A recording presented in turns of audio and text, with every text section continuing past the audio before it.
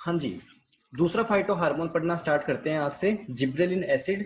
इससे पहले हम इंट्रोडक्शन पढ़ चुके हैं, उसके अलावा ऑक्सिन हमारा कंप्लीट हो गया। अब जिब्रेलिन के बारे में पढ़ना स्टार्ट करते हैं। जिब्रेलिन के बारे में बात करेंगे तो ये एक जापानीज साइंटिस्ट थे कुरुसावा नाम के। इन्होंने सबसे पहले एक डिजीज, राइस में एक डिजीज होती है, पैडी बोल दीजिए, धान बोल दीजिए, उसमें एक डिजीज होती है जिसका कोजल ऑर्गेनिज्म हो गया जिब्रेला फ्यूजिकोराई।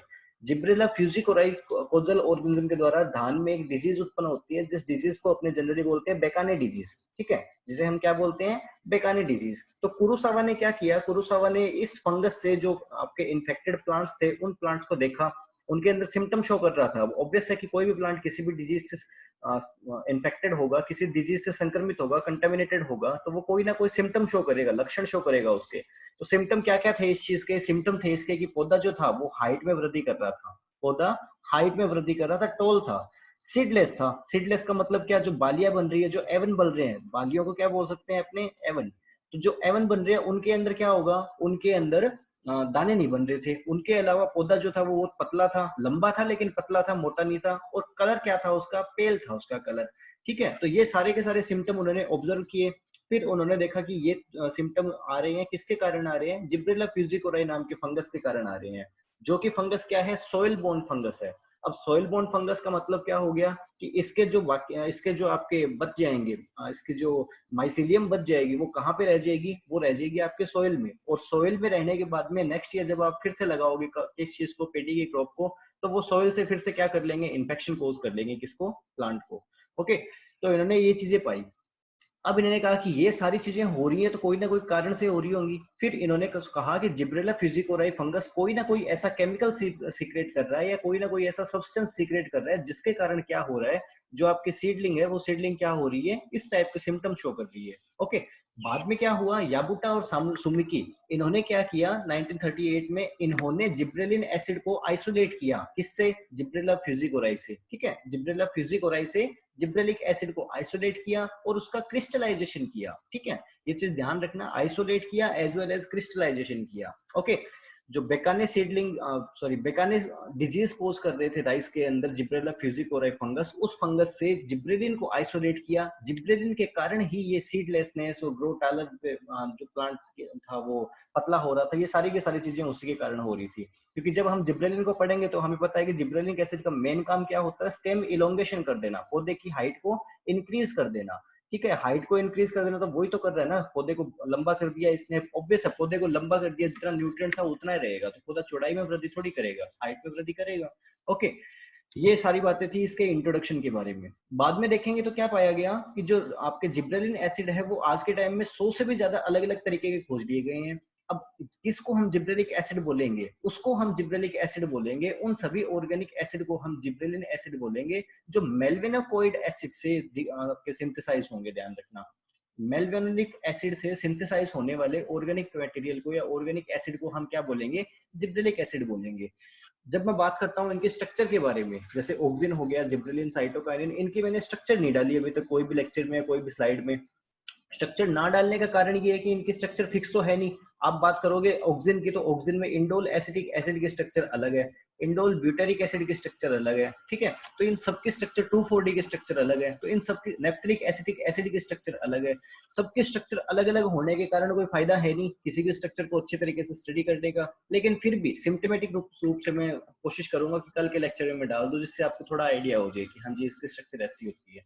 ठीक है, तो क्या होगा, जिब्रेलिक एसिड मेल्विनिक एसिड से सिंथेसाइज होने वाले ऑर्गेनिक एसिड जो भी होंगे उनको अपने जिब्रेलिक एसिड बोलते हैं। इस चीज को एक बार फिर से देख लेंगे नेक्स्ट स्लाइड में।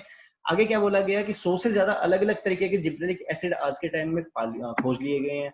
लेकिन उनके अंदर जो जिब्रेलिक एसिड 3 था, अब ये इसका क्या मतलब होता है, GA3, GA4, GA5, इस तरीके से इनका मतलब है कि ये तीसरा जिब्रेलिक एसिड टाइप है। ठीक है, ये चौथा जिब्रेलिक एसिड, बस नाम दे दिया गया अलग अलग। ठीक है, तो इनमें जो जिब्रेलिक एसिड थर्ड है, वो gibberellic acid third first gibberellin है, जिसे आइसोलेट किया गया था, किसके द्वारा, याबुटा और सुमिकी के द्वारा। किससे, बकाने सीडलिंग डिजीज से, जिसे कौन कोज कर रहा था, जिब्रेला फ्यूजिकोराई। ठीक है, और यही वाला जो जिब्रेलिक एसिड है वही सबसे ज्यादा आपके स्टडी के केस में यूज किया जाता है, और उसके अलावा प्लांट्स में भी सबसे ज्यादा मात्रा में यही पाया जाता है। ठीक है, मतलब जनरली अपने जिब्रेलिक एसिड कहीं भी बोलेंगे तो वहां पे आप यही समझना जिब्रेलिक एसिड 3 की बात हो रही है। ओके, आगे बात करेंगे तो अब यहाँ पे बोल दिया गया 100 से ज्यादा, लेकिन 100 से ज्यादा कितने भाई, 100 से ज्यादा 136 की आज के टाइम में 136 जिब्रेलिक एसिड को आइडेंटिफाई कर लिया गया है, जो कि प्लांट से, फंगस से या बैक्टीरिया से उत्पन्न होते हैं। ठीक है, इनको अपने आर्टिफिशियली भी सिंथेसाइज कर सकते हैं, इस चीज का भी ध्यान रखना। हाँ जी। अब बात करेंगे कि जिब्रेलिक एसिड सिंथेसाइज कहाँ होते हैं प्लांट के अंदर, लेकिन यहाँ सिंथेसाइज वर्ड यूज कर रहा हूं मैं, लेकिन हमको ये चीज समझने की आवश्यकता है कि फाइटो हार्मोन की डेफिनेशन क्या होगी। फाइटो हार्मोन की डेफिनेशन होगी कि जो एक साइट पे सिंथेसाइज होंगे और वहां से ट्रांसलोकेट कर दिए जाएंगे दूसरी साइट को। ओके, तो यहाँ क्या हो गया, यहाँ हम वो चीज देख रहे हैं केवल कि ये सिंथेसाइज कहाँ पे होंगे, ये चीज नहीं देख रहे कि ये काम कहाँ पे करेंगे। तो ये सिंथेसाइज होंगे यंग पत्तियों में, जो तरुण पत्तियां होंगी आपकी उनमें, रूट पार्ट में, और इमेच्योर सीड्स के अंदर। इमेच्योर सीड का मतलब क्या हो गया, अपरिपक्व बीज। ठीक है, जो अभी तक पूरी तरीके से परिपक्व नहीं हुआ, इमेच्योर एम्ब्रियो बोल सकते हो आप इस चीज को। ठीक है, इन सारों के अंदर क्या पाया जाएगा, जिब्रेलिक एसिड पाया जाएगा। इसकी साइट ऑफ सिंथेसिस सही है, एक्शन साइट नहीं है। और वहां से मूव कौन से डायरेक्शन में करेगा, ये हर डायरेक्शन में मूव करेगा। अब इसका क्या मतलब हो गया, हर डायरेक्शन में मूव करेगा। जैसे ऑक्सिन की बात करेंगे तो ऑक्सिन कैसे मूवमेंट शो कर रहा था, बेसिपेटल मूवमेंट शो कर रहा था। बेसिपेटल मूवमेंट का मतलब क्या था, ऊपर वाले पार्ट से नीचे वाले पार्ट में ट्रांसफर किया जाएगा। लेकिन जब बात करेंगे जिब्रेलिक एसिड की, तो उसके लिए ऐसा नहीं है बेसिपेटल एक्रोपेटल, वो हर डायरेक्शन में करेगा। जहां भी है वहां से प्लांट में ऊपर भी जा सकता है, नीचे भी जा सकता है, लेफ्ट राइट कहीं भी जा सकता है। ओके, तो ये ध्यान रखना, जिब्रेलिक एसिड है जो पूरे प्लांट में कहीं भी ट्रेवल कर सकता है, लेकिन ऑक्सिन आपके जनरली बेसिपेटल मूवमेंट ही करता है। ओके, आगे बात करते हैं इनके बारे में।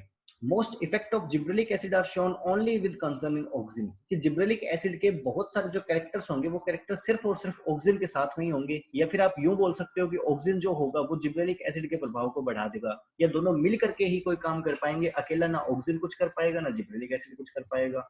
और ये चीज आप, इस चीज को आप नोट कर लेना, ध्यान रखना इस चीज को, कि जितने भी फाइटो हार्मोन है या फिर प्लांट ग्रोथ रेगुलेटर है, वो अकेले बहुत कम काम करते हैं, वो एक दूसरे के साथ मिल करके बहुत सारे काम करते हैं। ध्यान रखना इस चीज को, अकेले नहीं कर पाते वो कुछ भी। हाँ जी। आगे क्या पढ़ रहे हैं अपने, कि जिब्रेलिक एसिड की कंसंट्रेशन के बारे में बात करेंगे, तो इसकी कंसंट्रेशन इमेच्योर सीड में सबसे ज्यादा पाई जाती है। अब वही चीज होगी ना कि कौन से प्लांट पार्ट में जिब्रेलिक एसिड की कंसंट्रेशन सबसे ज्यादा पाई जाएगी, वो इमेच्योर सीड्स में पाई जाती है सबसे ज्यादा जिब्रेलिक एसिड की कंसंट्रेशन। क्यों पाई जाती है, क्योंकि आप जानते हो कि सीड के जर्मिनेशन होने के लिए सबसे जरूरी चीज कौन है, जिब्रेलिक एसिड। उसके अलावा हमने एक फ्रूट डेवलपमेंट का एक इमेज पढ़ी थी जेनेटिक्स में, उसमें भी मैंने आपको बताया कि जिब्रेलिक एसिड फ्रूट डेवलपमेंट के सीड डेवलपमेंट वाले फेज में काम देगा। ठीक है, आगे बात करते हैं। लेकिन ये क्या करेगा, डिक्रीज कर देगा रेपिडली सीड मैच्योर को। ओके ठीक है, ये सारी बातें हैं। सॉरी, क्या बोला गया कि डिक्रीज हो जाएगी इसकी मात्रा धीरे धीरे। कब डिक्रीज हो जाएगी, जब सीड आपका मैच्योर हो जाएगा उस टाइम डिक्रीज हो जाएगी। इन चीजों को भी अपने डिस्कस कर लेंगे, जब अपने इथाइलिन पढ़ेंगे उस टाइम इन चीजों को थोड़ा डिस्कस कर लेंगे। आगे देखिए, जनरली बात करेंगे तो रूट के अंदर कंसंट्रेशन जो है जिब्रेलिक एसिड की, वो ज्यादा मात्रा में पाई जाएगी। किसके कंपैरिजन में, शूट के कंपैरिजन में। शूट क्या हो गया, पृथ्वी से ऊपर का भाग, मृदा से ऊपर का भाग, लेकिन उसके अंदर दोनों चीजें इंक्लूडेड होंगी, आपका stem as well as leaves. Okay, आगे बात करते हैं अपने जिब्रेलिक एसिड के बायोसिंथेसिस के बारे में बात करते हैं। कल भी मैंने, सॉरी लास्ट क्लास में मैंने आपको बताया, एक बार फिर से मैं आपको बता रहा हूँ, बायोसिंथेसिस का मतलब क्या हो गया, जैव संश्लेषण। यानी प्लांट के अंदर कौन सी जगह पे वो उत्पन्न हो रहा है, ध्यान रखना। ठीक है, कौन सी जगह पे नहीं, किस तरीके से या किस रूप से उत्पन्न होगा, उसके बारे में बात कर रहे हैं हम यहाँ पे। ये नहीं देखेंगे लेबोरेटरी में उसको किस तरीके से बनाया जा रहा है, सिंथेटिक जिब्रेलिक एसिड में तो आते हैं ना, लेकिन यहाँ हम देखेंगे बायोसिंथेसिस की, प्लांट के अंदर कैसे बनता है। ओके ओके, तो बायोसिंथेसिस के बारे में बात करेंगे जिब्रेलिक एसिड की। तो प्राइमरी प्रीकर्सर क्या है जिब्रेलिक एसिड का, एसीटेट। अब यहाँ पे कंफ्यूजन क्रिएट होने वाली चीजें हैं। एक स्टूडेंट ने मेरे से पूछा कि जिब्रेलिक एसिड का प्रीकर्सर कौन होगा, तो मैंने उसको बोला कि पुरोने उसका प्रीकर्सर होगा। उसने कहा सर एक बुक के अंदर एसीटेट लिखा हुआ, एक में एसिटिल कोएंजाइम ए लिखा हुआ, एक में मेल्वेनुलिक एसिड लिखा हुआ, ये क्या पंगा है। बताता हूँ आपको ये क्या पंगा है, सुनना इस चीज को। प्राइमरी प्रीकर्सर की बात करेंगे अगर जिब्रेलिक एसिड की, तो वो बोल दिया जाता है जनरली एसीटेट। ठीक है, आगे बात करते हैं कि जो ट्रिपल सी है, या फिर इसको साइकोसिल भी बोलते हैं, फुल फॉर्म यहाँ पे दे दी गई ट्रिपल सी की। ठीक है, एक केमिकल है, और साइकोसिल भी बोलते हैं इसको, ध्यान रखना। तो ये कॉमन बायोसिंथेटिक इनहिबिटर है जिब्रेलिक एसिड का। यानी कि अगर आपने प्लांट पे क्या कर दिया, साइकोसिल के स्प्रे कर दी, तो वो क्या करेगा, जिब्रेलिक एसिड का बायोसिंथेसिस नहीं होने देगा। बायोसिंथेसिस का मतलब क्या हो गया कि जैव संश्लेषण, पौधे के अंदर जिब्रेलिक एसिड अपने आप जो बन रहा था ना उसको नहीं बनने देगा आपको। कौन? साइकोसिल। ध्यान रखना एग्जाम में क्वेश्चन इस तरीके से आता है कि इनमें से कॉमन इनहिबिटर कौन है जिब्रेलिक एसिड के बायोसिंथेसिस का, तो वो कॉमन इनहिबिटर हमेशा ट्रिपल सी या फिर साइकोसिल होगा। उसके अलावा दूसरे इनहिबिटर्स की बात करेंगे जिब्रेलिक एसिड सिंथेसिस के, तो वो आपके पैक्लोब्यूटाजोल या फिर आपके एंसिमिडोल भी हो सकते हैं। ध्यान रखना, ठीक है। ये भी एंटी जिब्रेलिक ही है, आप इनको एंटी जिब्रेलिक बोल सकते हो या फिर आप इनको जिब्रेलिक एसिड के इनहिबिटर्स बोल सकते हो या फिर आप इनको क्या बोल सकते हो, बायोसिंथेटिक इनहिबिटर्स बोल सकते हो। ध्यान रखना ये चीजें इंपॉर्टेंट है। इनमें सबसे इंपॉर्टेंट ट्रिपल सी और पैक्लोब्यूटाजोल, इन पे क्वेश्चन काफी पूछते हैं। ओके, अब देखिए जिब्रेलिक एसिड के बायोसिंथेसिस के बारे में बात करते हैं। सबसे पहले क्या होगा, एसीटेट मिलेगा कोएंजाइम ए से, मिलकर के किसका निर्माण करेगा, एसिटिल कोएंजाइम ए का। अब हम जानते हैं ये प्रोसेस तो क्रेब्स साइकिल से मिलती जुलती हो गई। एसीटेट और कोएंजाइम ए कहाँ मिलते हैं, आपके मिलते हैं क्रेब्स साइकिल में मिलते हैं। तो उसी तरीके से एसिटिल कोएंजाइम ए मिल बन गया। अब एसिटिल कोएंजाइम ए वहां तो किसके साथ मिल रहा था, वहां मिल रहा था वो आपके राइबोलोज बाइफॉस्फेट के साथ में, और मिलकर के क्या बना रहा था, आपके मिलकर के किसका निर्माण कर रहा था, फोस्फो सॉरी पीजीए का निर्माण कर रहा था। लेकिन यहाँ पे क्या होगा, अब यहाँ पे पीजीए का निर्माण नहीं करेगा, वो मेल्वोनिक एसिड का निर्माण कर लेगा, और मेल्वोनिक एसिड बाद में पायरोफॉस्फेट में कन्वर्ट होता हुआ कोरोने नाम एक केमिकल बनाएगा, और उसके बाद में फाइनली वो कन्वर्ट हो जाएगा जिब्रेलिन के अंदर। अब एग्जाम में क्वेश्चन किस तरीके से आता है, एग्जाम में क्वेश्चन आता है वो पूछ लेते हैं कि जनरली इनमें से बताइए कि प्रीकर्सर कौन है। अगर ऑप्शन कोरोने दे ही ना रखा हो, नन ऑफ अबव ऑप्शन दे ही ना रखा हो, और ऑप्शन आपको दे रखा हो एसिटिल कोएंजाइम ए, तो आप उसी पे जाओगे ना। लेकिन अगर ऑप्शन में एसिटिल कोएंजाइम ए भी दे दे, मेल्वोनिक एसिड भी दे दे और कोरोने भी दे दे, फिर आप किस पे जाओगे, फिर आप डेफिनेट सी चीज है इसी पे जाओगे। क्यों? क्योंकि प्रीकर्सर हम जानते हैं होता क्या है। प्रीकर्सर, प्रीकर्सर की बात करेंगे तो प्री का मतलब पहले, कर्सर का मतलब पहले ना, कि जो फाइनल प्रोडक्ट हमें चाहिए, जैसे फाइनल प्रोडक्ट कौन है, जिब्रेलिन है, तो जिब्रेलिन फाइनल प्रोडक्ट बनने से जस्ट पहले कौन सा स्टेबल केमिकल फॉर्म में था, कौन सी स्थायी रासायनिक अवस्था में था, वो उसका क्या हो जाएगा, प्रीकर्सर हो जाएगा। तो ये यहाँ पे क्या है, स्थायी रासायनिक अवस्था है, स्टेबल केमिकल के फेज है, जिसको हमने क्या बोल दिया, जिब्रेलिन का प्रीकर्सर बोल दिया। लेकिन सेम क्वेश्चन अगर इस तरीके से आ जाए कि हमें बताइए प्राइमरी प्रीकर्सर कौन होगा जिब्रेलिक एसिड का, और ऑप्शन में आपको एसिटिल कोएंजाइम ए भी दे दे, मेल्वोनिक एसिड भी दे दे, कोरोना भी दे दे, फिर कहाँ जाओगे, क्योंकि उसने प्राइमरी वर्ड ऐड कर दिया। प्राइमरी का मतलब क्या, प्राथमिक। शुरुआत कहाँ से हुई है, तो शुरुआत तो यहीं से हुई है ना, क्योंकि ये सेम चीज जो थी वो चीज क्रेब्स साइकिल में चली जाती है, तो ये सारा कुछ होता ही नहीं। ठीक है, कैसे ये सारी प्रोसेस होती है। तो शुरुआती प्रीकर्सर कौन था, एसिटिल कोएंजाइम ए था, या फिर आप कोएंजाइम ए को भी रिमूव करके एसिटेट भी बोल सकते हो। वो आपको ऑप्शन के अकॉर्डिंग देखना पड़ेगा किस तरीके से आप कौन से ऑप्शन को चूज कर रहे हो। ठीक है, लेकिन इसके क्वेश्चन घुमा फिरा के आते हैं। जनरली अगर एक लाइन में पूछा जाए आपसे कि जिब्रेलिक एसिड का प्रीकर्सर कौन होगा, तो बिल्कुल डाउट करने वाली चीज नहीं है, वो कौन होगा, कोरोने ही होगा। ओके, आगे बात करते हैं अपने जिब्रेलिक एसिड के रोल के बारे में बात करेंगे कि क्या क्या काम करता है जिब्रेलिक एसिड प्लांट्स के अंदर। सबसे पहले बात करेंगे तो ये तो वही बोल दिया गया कि एक्टिव अलग अलग रोल होंगे अलग अलग प्लांट में, लेकिन स्पेसिफिक रोल दिए गए हैं, वो देखते हैं क्या क्या है। हाँ जी, सबसे पहला और सबसे इंपॉर्टेंट रोल स्टेम इलोंगेशन का काम करेगा। मेरे पॉइंट ऑफ व्यू से जिब्रेलिक एसिड का ये सबसे इंपॉर्टेंट रोल है। और जिस तरीके से मैंने आपको ऑक्सिन के बारे में बताया कि ऑक्सिन क्या काम करेगा, सेल इलोंगेशन का काम करेगा, उसी तरीके से अगर मैं ऑक्सिन के सारे रोल्स में से सबसे इंपॉर्टेंट रोल कुछ बोलना चाहूँ तो वो क्या था, सेल इलोंगेशन का। उसी तरीके से जिब्रेलिक एसिड का सबसे इंपॉर्टेंट रोल कौन सा होगा, स्टेम इलोंगेशन का। लेकिन यहाँ पे जिब्रेलिक एसिड की कहानी खत्म नहीं होती। जिब्रेलिक एसिड इसके अलावा और भी बहुत सारे इंपॉर्टेंट चीजों में रोल प्ले करेगा, जैसे कि सीड जर्मिनेशन।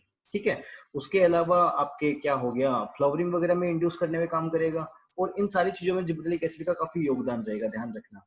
ठीक है, बात करते हैं यहाँ पे कि most pronounced effect of gibberellin, यानी कि जिब्रेलिन का सबसे इंपॉर्टेंट जो इफेक्ट है, वो इफेक्ट क्या है, इंटरनोड को बढ़ा देना, यानी इलोंगेशन कर देना। किस चीज का इलोंगेशन कर देना, इंटरनोड का। लेकिन इंटरनोड का इलोंगेशन तो बाद में पढ़ेंगे, उससे पहले हमें ये जानना पड़ेगा इंटरनोड होती क्या चीज है। तो पौधे में वो स्थान जहां से क्या हो रहा हो, पत्तियां निकल रही हो या फिर जहां से शाखाएं निकल रही हो, उस चीज को हम क्या बोलते हैं, बड बोलते हैं या फिर नोड्स बोलते हैं, संधि। ठीक है, पर्व संधि बोलते हैं ना जिसे। ठीक है, तो जैसे ये आपका स्टेम हो गया, स्टेम पे ये आपकी यहाँ नोड होगी, दूसरी नोड यहाँ होगी, तो दो नोड के बीच में, दो पर्व संधियों के बीच का जो अंतराल होगा, उस अंतराल को हम क्या कहते हैं, इंटरनोड। ठीक है, बताया हुआ वैसे आपको, लेकिन मेरी आदत में बता देता हूँ आपको बार बार से, ताकि कंफ्यूजन ना रहे। कई बार दिमाग से चीजें निकल जाती है ना, इसलिए बता के उसके बाद में करवाया जाए सारा। हाँ जी, इंटरनोड हो गया। अब इंटरनोड के बारे में अगर अपने बात करेंगे तो इंटरनोड के हाइट ज्यादा होगी या कम होगी, अगर मैं बोल देता हूँ कि दो कंडीशन है, एक कंडीशन में इंटरनोड गैप जो है वो गैप कम है और एक कंडीशन में इंटरनोड गैप ज्यादा है, तो ऑब्वियस है चीज कि इंटरनोड गैप जिसमें ज्यादा होगा वो प्लांट की हाइट ज्यादा होगी, और इंटरनोड गैप जिसके अंदर कम होगा उस प्लांट की हाइट भी कम होगी। एक वर्ड और आता है यहाँ पे, रोजेट। आप पढ़ते हो, मैंने आपको शायद न्यूट्रिएंट डेफिशिएंसी चैप्टर में जब डेफिशिएंसी सिम्टम करवाए थे, तो जनरल डेफिशिएंसी सिम्टम में रोजेट मैंने शायद आपको बताया था, मुझे याद आ रहा है कि शायद मैंने आपको बताया हुआ है। तो रोजेट था क्या? प्रोजेक्ट यही था कि पत्तियां क्या होंगी, पत्तियां छोटी छोटी रह जाएंगी, छोटी छोटी रह करके एक क्लस्टर का निर्माण कर लेगी, एक झुंड का निर्माण कर लेंगी, जिसे हम क्या बोल देते हैं, रोजेट बोल देते हैं। यहाँ भी वही सेम चीज है, लेकिन जरूरी नहीं कि पत्तियां हमेशा छोटी रहे। ठीक है, होगा क्या कि इंटरनोड गैप, ठीक है, आपके घर में जो भी प्लांट हो, अगर फ्रूट प्लांट टाइप आपके घर में है, तो आप उसको पास से जाकर के ऑब्जर्व करके देखना। ऑब्जर्व करोगे तो आपको ये एपिकल बर्ड, लेटरल बर्ड्स, पत्तियां, डोरमेंट बर्ड, हर चीज दिखाई दे जाएंगी उसी प्लांट के अंदर। आपके घर के अंदर एग्रीकल्चर छुपी पड़ी है बहुत सारी। ठीक है, अगर आपको सुटेबल नहीं लगता तो मैं आपको इस पे भी एक वीडियो दे दूंगा, कोई प्रॉब्लम नहीं है। हमारे घर में लगे हुए हैं जामुन के पौधे, उन पे वीडियो दे दूंगा मैं आपको। ठीक है, देखिए, तो ये जो इंटरनोड गैप अब इनका कम रह जाएगा, तो इंटरनोड गैप कम रहने का मतलब क्या हो गया, दोनों संधियां एक दूसरे के पास पास होंगी, दोनों पर्व संधियां या दोनों नोड्स एक दूसरे के पास पास होंगी, तो क्या होगा, यहाँ पत्तियां बहुत सारी इकट्ठी हो जाएंगी। पत्तियां बहुत सारी इकट्ठी होगी तो पत्तियों का झुंड था क्या, रोजेट था। Cluster of leaves is known as rosette.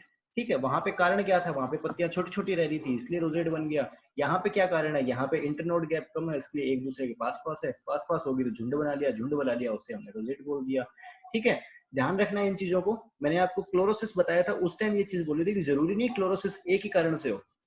अगर पौधा किसी भी कारण से येलो कलर शो कर रहा है तो उस चीज को हम क्लोरोसिस बोलेंगे। ठीक है, मैंने आपको ये चीज बोली थी। अब जरूरी नहीं क्लोरोसिस के पीछे एक ही रीजन है। आगे बात करते हैं अपनी। ठीक है, तो यहाँ तक आपका क्या हो गया, इंटरनोड के गैप को ये बढ़ा देगा। ठीक है, इंटरनोड के गैप को बढ़ा देगा, किस तरीके से बढ़ा देगा, ऑक्सिन और साइटोकाइनिन के साथ में हाथ मिला लेगा, उनके साथ में डील करके क्या करेगा, उनके साथ में डील करके उनको बोलेगा कि आप सेल डिवीजन करो, साइटोकाइनिन सेल डिवीजन करेगा और आपका ऑक्सिन जो होगा वो क्या करेगा, सेल इलोंगेशन करेगा। एक तरीका। दूसरा तरीका क्या हो जाएगा, दूसरा तरीका उन प्लांट्स में जिन प्लांट में जो ड्वार्फिज्म होगा, बोनापन होगा, वो जेनेटिकली होता है। जेनेटिकली का मतलब क्या हो गया, आनुवंशिक रूप से उनके अंदर बोनापन पाया जाएगा। तो आनुवंशिक रूप से बोनापन पाया जाएगा उन पौधों के अंदर भी ये जिब्रेलिक एसिड क्या कर देगा, बोनेपन को खत्म कर देगा। उनमें किस तरीके से बोनेपन को खत्म करेगा, उनमें प्रॉब्लम क्या हो रही होगी, उनमें प्रॉब्लम ये हो रही होगी कि जो उनमें जेनेटिकली इंफॉर्मेशन है, वो इंफॉर्मेशन इस तरीके की है कि उनका प्लांट प्लांट के अंदर बायोसिंथेसिस नहीं होने दे रहा। किस चीज का, जिब्रेलिक एसिड का। तो प्लांट के अंदर अल्टीमेटली वही चीज है, प्लांट के अंदर अल्टीमेटली अपने आप से जिब्रेलिक एसिड नहीं बनेगा तो प्लांट की हाइट भी कम हो जाएगी। हम क्या करेंगे, बाहर से जिब्रेलिक एसिड डाल देंगे, बाहर से जिब्रेलिक एसिड डाल दिया। जेनेटिकली ड्वार्फ प्लांट कर क्या रहे थे, जेनेटिकली ड्वार्फ प्लांट केवल और केवल जिब्रेलिक एसिड के सिंथेसिस को रोक के बैठे थे कि हम नहीं होने देंगे जिब्रेलिक एसिड का सिंथेसिस। मतलब समझाता हूँ इस चीज का। आप पढ़ते रहते हो ना राइस की ड्वार्फ वेराइटी, तो उसके लिए राइस के ड्वार्फिज्म के लिए कौन सा जीन रिस्पॉन्सिबल होता है, डीजी वूजी। ठीक है, डीजी वूजी, ये तो पढ़ते हो आप हमेशा। राइस के ड्वार्फिज्म के लिए धान का पौधा बोना होता है, उसके लिए जो जीन रिस्पॉन्सिबल है वो जीन कौन सा है, डीजी वूजी। बीट में शायद आप पढ़ते हो निफ जीन पढ़ते हो शायद। ठीक है, तो ये सारी चीजें होगी। अब डीजी वूजी जीन काम क्या करेगा, ये काम सिर्फ एक करेगा कि ये पौधे में जिब्रेलिक एसिड नहीं बनने देगा। ठीक है, या बनने देगा तो कम बनने देगा। अगर जिब्रेलिक एसिड नहीं बनने देगा तो ऑब्वियस स्टेम का जो इंटरनोड है उनमें इलोंगेशन नहीं होगा। इंटरनोड में इलोंगेशन नहीं होगा, पौधे की हाइट लंबी नहीं होगी। हम क्यों चाहते हैं कि इस टाइप के पौधे में, धान या फिर गेहूं के पौधे हैं उनके अंदर हाइट ज्यादा लंबी ना हो। उनमें हम इसलिए चाहते हैं कि हम करेंगे क्या वेजिटेटिव पार्ट का, हमें मतलब नहीं है वेजिटेटिव पार्ट से। दूसरा, अगर वेजिटेटिव पार्ट ने ग्रोथ बहुत ज्यादा कर ली तो आपके प्रॉब्लम ये क्रिएट हो जाएगी, हवा वगैरह आई तो पौधा गिर जाएगा, उसमें उतना स्ट्रेंथ ही नहीं है कि वो हैंडल कर सके खुद के वजन को, या सूखने के बाद में या परिपक्व होने के बाद में थोड़ी सी भी हवा को, विंड वेलोसिटी को वो सहन कर सके। इसलिए हम चाहते हैं कि उनके अंदर क्या हो, हाइट उनकी कम हो। और हाइट कम कैसे होगी, ड्वार्फिज्म के जीन इंड्यूस करने से। ड्वार्फिज्म वाले जीन करेंगे क्या काम, जिब्रेलिक एसिड की ग्रोथ को रोक देंगे। जिब्रेलिक एसिड का बायोसिंथेसिस रुक गया तो हम क्या कर सकते हैं, हम जिब्रेलिक एसिड को बाहर से डाल देंगे। मार्केट में नहीं मिल रहा क्या, मिल रहा है। मार्केट गया, मार्केट से परचेज किया, जिब्रेलिक एसिड का सॉल्यूशन बनाया, किया, क्रॉप पे स्प्रे किया। डीजी वूजी बैठा रहो चाहे, वो तो बाहर से दे दिया मैंने। समझ गए ना इस चीज को, तो बाहर से दे दिया, फिर से स्टेम इलोंगेशन होना शुरू हो जाएगा, पौधे की हाइट फिर से बढ़ जाएगी, चाहे पौधा जेनेटिकली ड्वार्फ क्यों ना हो। बात समझ में आई? आगे देखिए, तो ये सारी वही चीजें देख लेना इनको। उनके अलावा जिब्रेलिक एसिड क्या काम करेगा, अब ये ना जिब्रेलिक एसिड बहुत इंपॉर्टेंट है, क्वेश्चन आता है इनमें से बहुत ज्यादा। अब देखिए क्या बोला गया कि ये बोल्टिंग में हेल्प करेगा। अब आपको पता होना चाहिए बोल्टिंग है क्या चीज, क्योंकि मैं शायद 3-4 बार बता चुका हूँ ऑनलाइन प्लेटफॉर्म पे, मैं 1-2 बार बता चुका हूँ मेरे ख्याल से कि बोल्टिंग क्या चीज होती है। बोल्टिंग के बारे में बात करेंगे तो प्लांट्स होते हैं, उनको फ्लावरिंग इंड्यूस करने के लिए कुछ आपके चाहिए होते हैं, कुछ स्टिमुलेटर चाहिए होते हैं जो क्या करें, फ्लावरिंग को प्रेरित करें, पुष्पन को प्रेरित करने के लिए प्लांट्स को कुछ स्टिमुलेटर की रिक्वायरमेंट होती है। अगर हम स्टिमुलेटर की बात करूंगा तो इनके आधार पे प्लांट को बोल दिया गया क्या, photo period, photo periodism. Photo periodism का मतलब क्या हो गया कि पौधे को प्रकाश की कितनी मात्रा में आवश्यकता है। अब देखो लाइट की रिक्वायरमेंट पौधे को दो चीज के लिए है, एक तो लाइट की रिक्वायरमेंट है उसको फोटोसिंथेसिस करने के लिए, प्रकाश संश्लेषण करने के लिए, जिससे वो क्या करेगा, खाना बनाएगा, उस खाने को रेस्पिरेशन में यूज कर लिया जाएगा, एनर्जी मिलेगी। दूसरी अगर मैं बात करूंगा फोटो पीरियडिज्म के केस में, तो यहाँ पौधे को प्रकाश की आवश्यकता है पुष्पन को प्रेरित करने के लिए, फ्लावरिंग को इंड्यूस करने के लिए आपको रिक्वायरमेंट है किस चीज की, लाइट की। तो फ्लावरिंग को इंड्यूस करने के लिए कितनी मात्रा में लाइट चाहिए, इसके आधार पर 3 भागों में बांट दिया गया, एक शॉर्ट डे प्लांट, एक लॉन्ग डे प्लांट और एक डे न्यूट्रल प्लांट। ठीक है, तो यहाँ देखना शॉर्ट डे प्लांट वो प्लांट होते हैं जिनको क्या हो, लाइट की रिक्वायरमेंट कम होती है। या फिर शॉर्ट डे प्लांट को मैं तब तक नहीं समझ सकता जब तक मैं शॉर्ट डे प्लांट को लॉन्ग नाइट प्लांट नहीं बोल देता। लॉन्ग नाइट प्लांट का मतलब ये हो गया कि इसको ना कंटिन्यूअस डार्क फेज की रिक्वायरमेंट होती है। अगर बीच में आपने क्या किया, लंबे जो लंबे अप्रकाश की अवधि जो थी, ठीक है, लंबी रात का टाइम जिसके अंदर लाइट ना हो, तो कंटिन्यूअस डार्क डार्क पीरियड को अगर आपने बीच में किसी भी तरीके से खराब कर दिया, यानी आपने क्या किया, 10 घंटे लाइट दे रहे हो, सॉरी 10 घंटे अंधेरा रख रहे हो, उसके अंदर आपने आधा आधा घंटा क्या कर दिया, लाइट ऑन रख दी, तो वो कहेगा नहीं ऐसे नहीं चाहिए, मुझे मुझे तो सारा का सारा एक साथ दो। अगर आपने टुकड़ों में दे दिया तो मैं वैलिड नहीं मानूंगा इस चीज को। ठीक है, समझ गया ना इस चीज को, कि आपने किसी को 1 लाख रुपए पेमेंट कर दी, उधार दे दिया किसी को 1 लाख, अब वो कह रहा है कि मैं यार ना 10-10 हजार करके दे दूंगा, तो ये कहेगा नहीं 10-10 हजार करके दोगे मैं वैलिड नहीं मानूंगा, मुझे तो 1 लाख एक साथ इकट्ठा चाहिए। ओके, तो ये लॉन्ग नाइट प्लांट होंगे, ये कहेंगे मुझे लाइट से कोई लेना देना नहीं है, मुझे डार्क पीरियड चाहिए, लेकिन कंटिन्यूस डार्क पीरियड चाहिए। अगर डार्क पीरियड में आपने पंगे ले लिए किसी भी तरीके से तो मैं फ्लावरिंग नहीं करूंगी, भैया बात खत्म। ठीक है, तो इसको आप शॉर्ट डे प्लांट को शॉर्ट डे प्लांट ना समझ करके लॉन्ग नाइट प्लांट समझिए। लॉन्ग डे प्लांट की बात करेंगे, इनको लाइट रिक्वायरमेंट होती है, ये 1 लाख रुपए इनको भी चाहिए, लेकिन ये बोलेंगे मुझे तो 1-1 हजार करके दे दो तो भी कोई दिक्कत नहीं, मुझे तो 1 लाख पूरे दे दो, बस बात खत्म। ठीक है, तो वो चीज है। लॉन्ग डे प्लांट को ऐसा कोई सिस्टम नहीं है कि कंटिन्यूअस डार्क पीरियड चाहिए, कंटिन्यूअस लाइट पीरियड चाहिए, इनको ये बीच में डार्क दो लाइट दो, डार्क दो लाइट दो, कोई फर्क नहीं पड़ता, बस इनको एक दिन में जो 24 घंटे होते हैं उस 24 घंटे में से 12 से 14 घंटे लाइट दे दीजिए आप, ये फ्लावरिंग इंड्यूस कर लेंगे। डे न्यूट्रल प्लांट है, उनको लाइट की कोई रिक्वायरमेंट नहीं होती, लेकिन अगर मैं केवल इतना बोल के छोड़ दूं कि डे न्यूट्रल प्लांट को लाइट की कोई रिक्वायरमेंट नहीं होती, तो ये अपने आप में मिसलीडिंग है। मिसलीडिंग कैसे है, क्योंकि इनको लाइट की रिक्वायरमेंट नहीं है फ्लावरिंग इंड्यूस करने के लिए, लेकिन फोटोसिंथेसिस के लिए तो है ना। फोटोसिंथेसिस के लिए लाइट की रिक्वायरमेंट तो रहेगी रहेगी, वो रिक्वायरमेंट तो कभी खत्म नहीं होगी। तो इन चीजों को मिसलीड मत करना, समझना इन चीजों को। ये हो गया आपके क्या, फोटो पीरियडिज्म। लेकिन अपना टॉपिक निकल के नहीं आया अभी तक। अपना टॉपिक कब निकल के आएगा, एक और कंसेप्ट होता है जो अपने क्या बोल देते हैं, थर्मो पीरियडिज्म। थर्मो पीरियडिज्म, अब थर्मो का मतलब क्या हो गया, टेम्परेचर, पीरियड का मतलब क्या हो गया, काल, समय, कि इतने टाइम के लिए। तो वही चीज है, थर्मोपीरियडिज्म क्या हो गया कि प्लांट को एक निश्चित तापमान की आवश्यकता होती है, किस चीज के लिए, पुष्पन को प्रेरित करने के लिए। कुछ पौधे ऐसे होते हैं जिनको एक निश्चित टेम्परेचर की रिक्वायरमेंट होगी फ्लावरिंग को इंड्यूस करने के लिए, तो उस कंडीशन को अपने क्या बोल देंगे, थर्मोपीरियडिज्म। अब कुछ प्लांट ऐसे होते हैं जिनको क्या चाहिए, लो टेम्परेचर ट्रीटमेंट चाहिए। कुछ प्लांट्स को लो टेम्परेचर ट्रीटमेंट चाहिए, कम प्रकाश अवधि की आवश्यकता होती है, किस चीज के लिए, प्रकाश को, सॉरी, पुष्पन को प्रेरित करने के लिए। तो उस केस में मैं टर्म दे दूंगा इस चीज को वसंतीकरण, या फिर क्या, वर्नलाइजेशन। ये सारी चीजें मैं आपको बता चुका हूँ, इसलिए इस वीडियो में बता रहा हूँ वर्नलाइजेशन। ठीक है, लेकिन फिर भी बताना जरूरी है, कंसेप्ट को एक दूसरे से जोड़ना बहुत जरूरी है, वरना मजा खराब हो जाएगा हर चीज का। ठीक है, लो टेम्परेचर की रिक्वायरमेंट होती है प्लांट्स को, इसलिए उसे टर्म क्या दे दिया मैंने, वर्नलाइजेशन या फिर वसंतीकरण। ओके, यानी कम तापमान की आवश्यकता, कम तापमान से ही फ्लावरिंग होगी। लो टेम्परेचर ट्रीटमेंट नहीं मिला तो फ्लावरिंग नहीं करेगा। इस चीज को मैंने नाम दे दिया वर्नलाइजेशन। अब आना कहाँ पे, एनुअल बायएनुअल प्लांट में। एनुअल प्लांट कौन से होते हैं, एक सीजन के अंदर अपना लाइफ साइकिल पूरा कर लेंगे। बायएनुअल प्लांट्स कौन से होते हैं, जो एक सीजन में लाइफ साइकिल पूरा नहीं करते, 2 सीजन में लाइफ साइकिल पूरा करते हैं। अपना पहले सीजन में वेजिटेटिव ग्रोथ करेंगे और अपने किसी ना किसी अपने किसी प्लांट पार्ट के अंदर फूड को एक्यूमुलेट कर लेंगे, स्टोर कर लेंगे फूड को, और सेकंड सीजन के अंदर क्या करेंगे, फ्लावरिंग करेंगे। लेकिन सेकंड सीजन और फर्स्ट सीजन के बीच के अंदर कौन चीज होगी, विंटर पीरियड, यानी कि सर्दी। सर्दी का मतलब क्या, लो टेम्परेचर। लो टेम्परेचर का मतलब क्या, वर्नलाइजेशन, वसंतीकरण।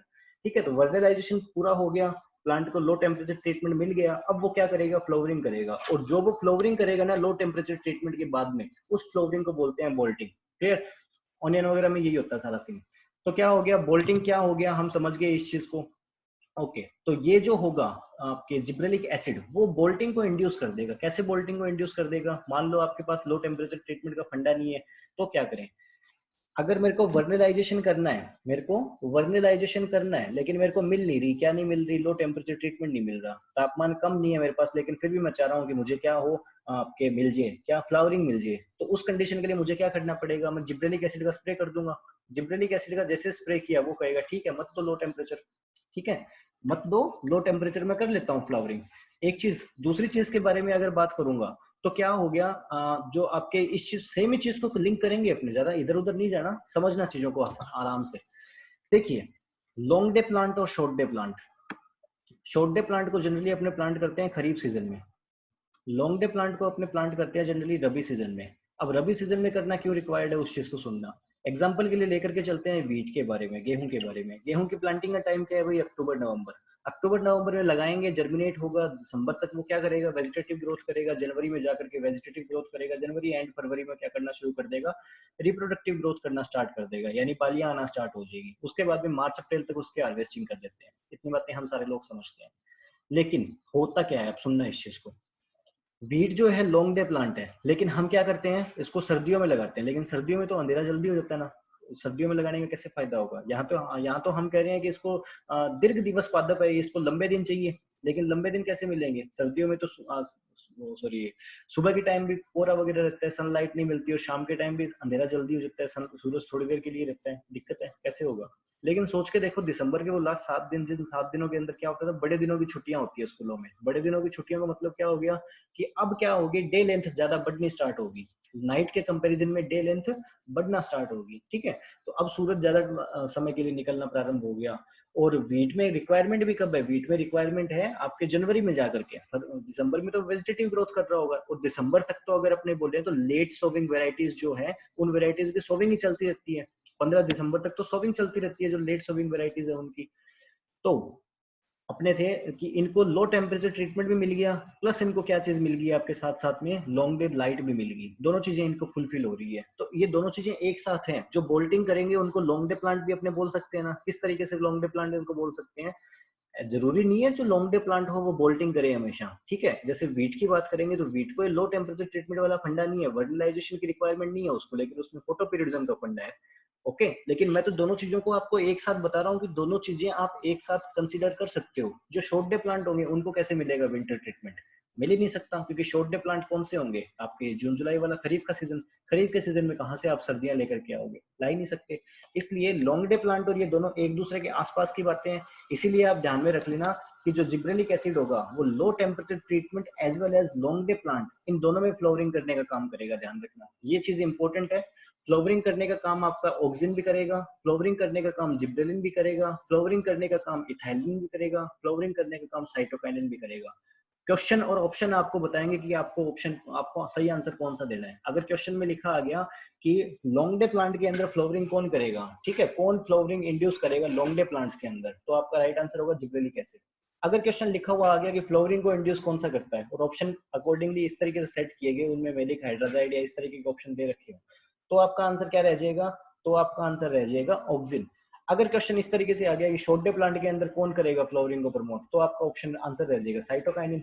ध्यान रखना इन चीजों का बहुत फर्क पड़ेगा, छोटी छोटी चीजें होती है, लेकिन ये चीजें मरवा देती है और ये चीजें पास करवा देती है।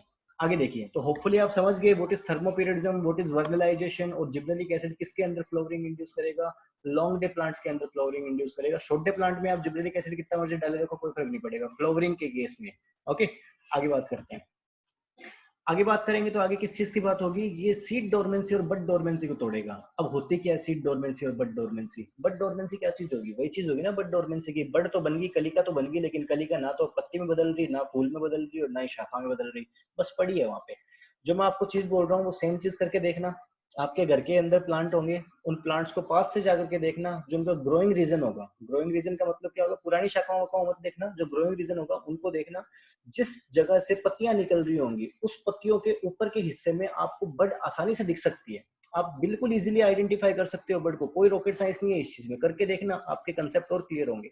उसके साथ साथ आप क्या चीजें करना, जो ग्रोइंग रीजन होगा, जो टिप पार्ट होगा, वो चाहे लेटरल ब्रांच हो चाहे आपके आपके जो मेन ब्रांच हो, कोई भी ब्रांच हो, कोई फर्क नहीं पड़ रहा, उनके अंदर ग्रोइंग रीजन पे एपिकल बर्ड आप देख सकते हो हमेशा। एपिकल बर्ड क्या होगा, जो ग्रोइंग रीजन होगा उस ग्रोइंग रीजन में एक ऊपर की तरफ बर्ड निकल रही होगी और दो बर्ड साइड की तरफ निकल रही होंगी, तो ऊपर वाली जो एक बर्ड होती है उसको अपने एपिकल बर्ड बोलते हैं, यही ग्रो करती रहती है। ठीक है, जब एपिकल बर्ड को आप हटा दोगे फिर आपके घर में पौधा क्या फर्क पड़ रहा है, काट देना ऊपर से, एक शाखा को ऊपर से काट देना। जैसे आप एक शाखा को ऊपर से काट दोगे तो क्या होगा, लेटरल बर्ड्स 2-3 दिन बाद में देखोगे लेटरल बर्ड्स ग्रो करना स्टार्ट कर देगी वहां से, और लेटरल बर्ड्स जो ग्रो करना स्टार्ट कर देंगे उनके साथ भी सेम सीन होगा कि उनका आगे वाला हिस्से पे एपिकल मेरिस्टेम पाया जाएगा और साइड के अंदर लेटरल बर्ड्स। तो इन सारी चीजों को आप करके देखना, अगर पॉसिबल है तो आपके घर में प्लांट्स होने चाहिए, और नहीं है तो डूब मरो, प्लांट्स तो होने ही चाहिए सबके घर में।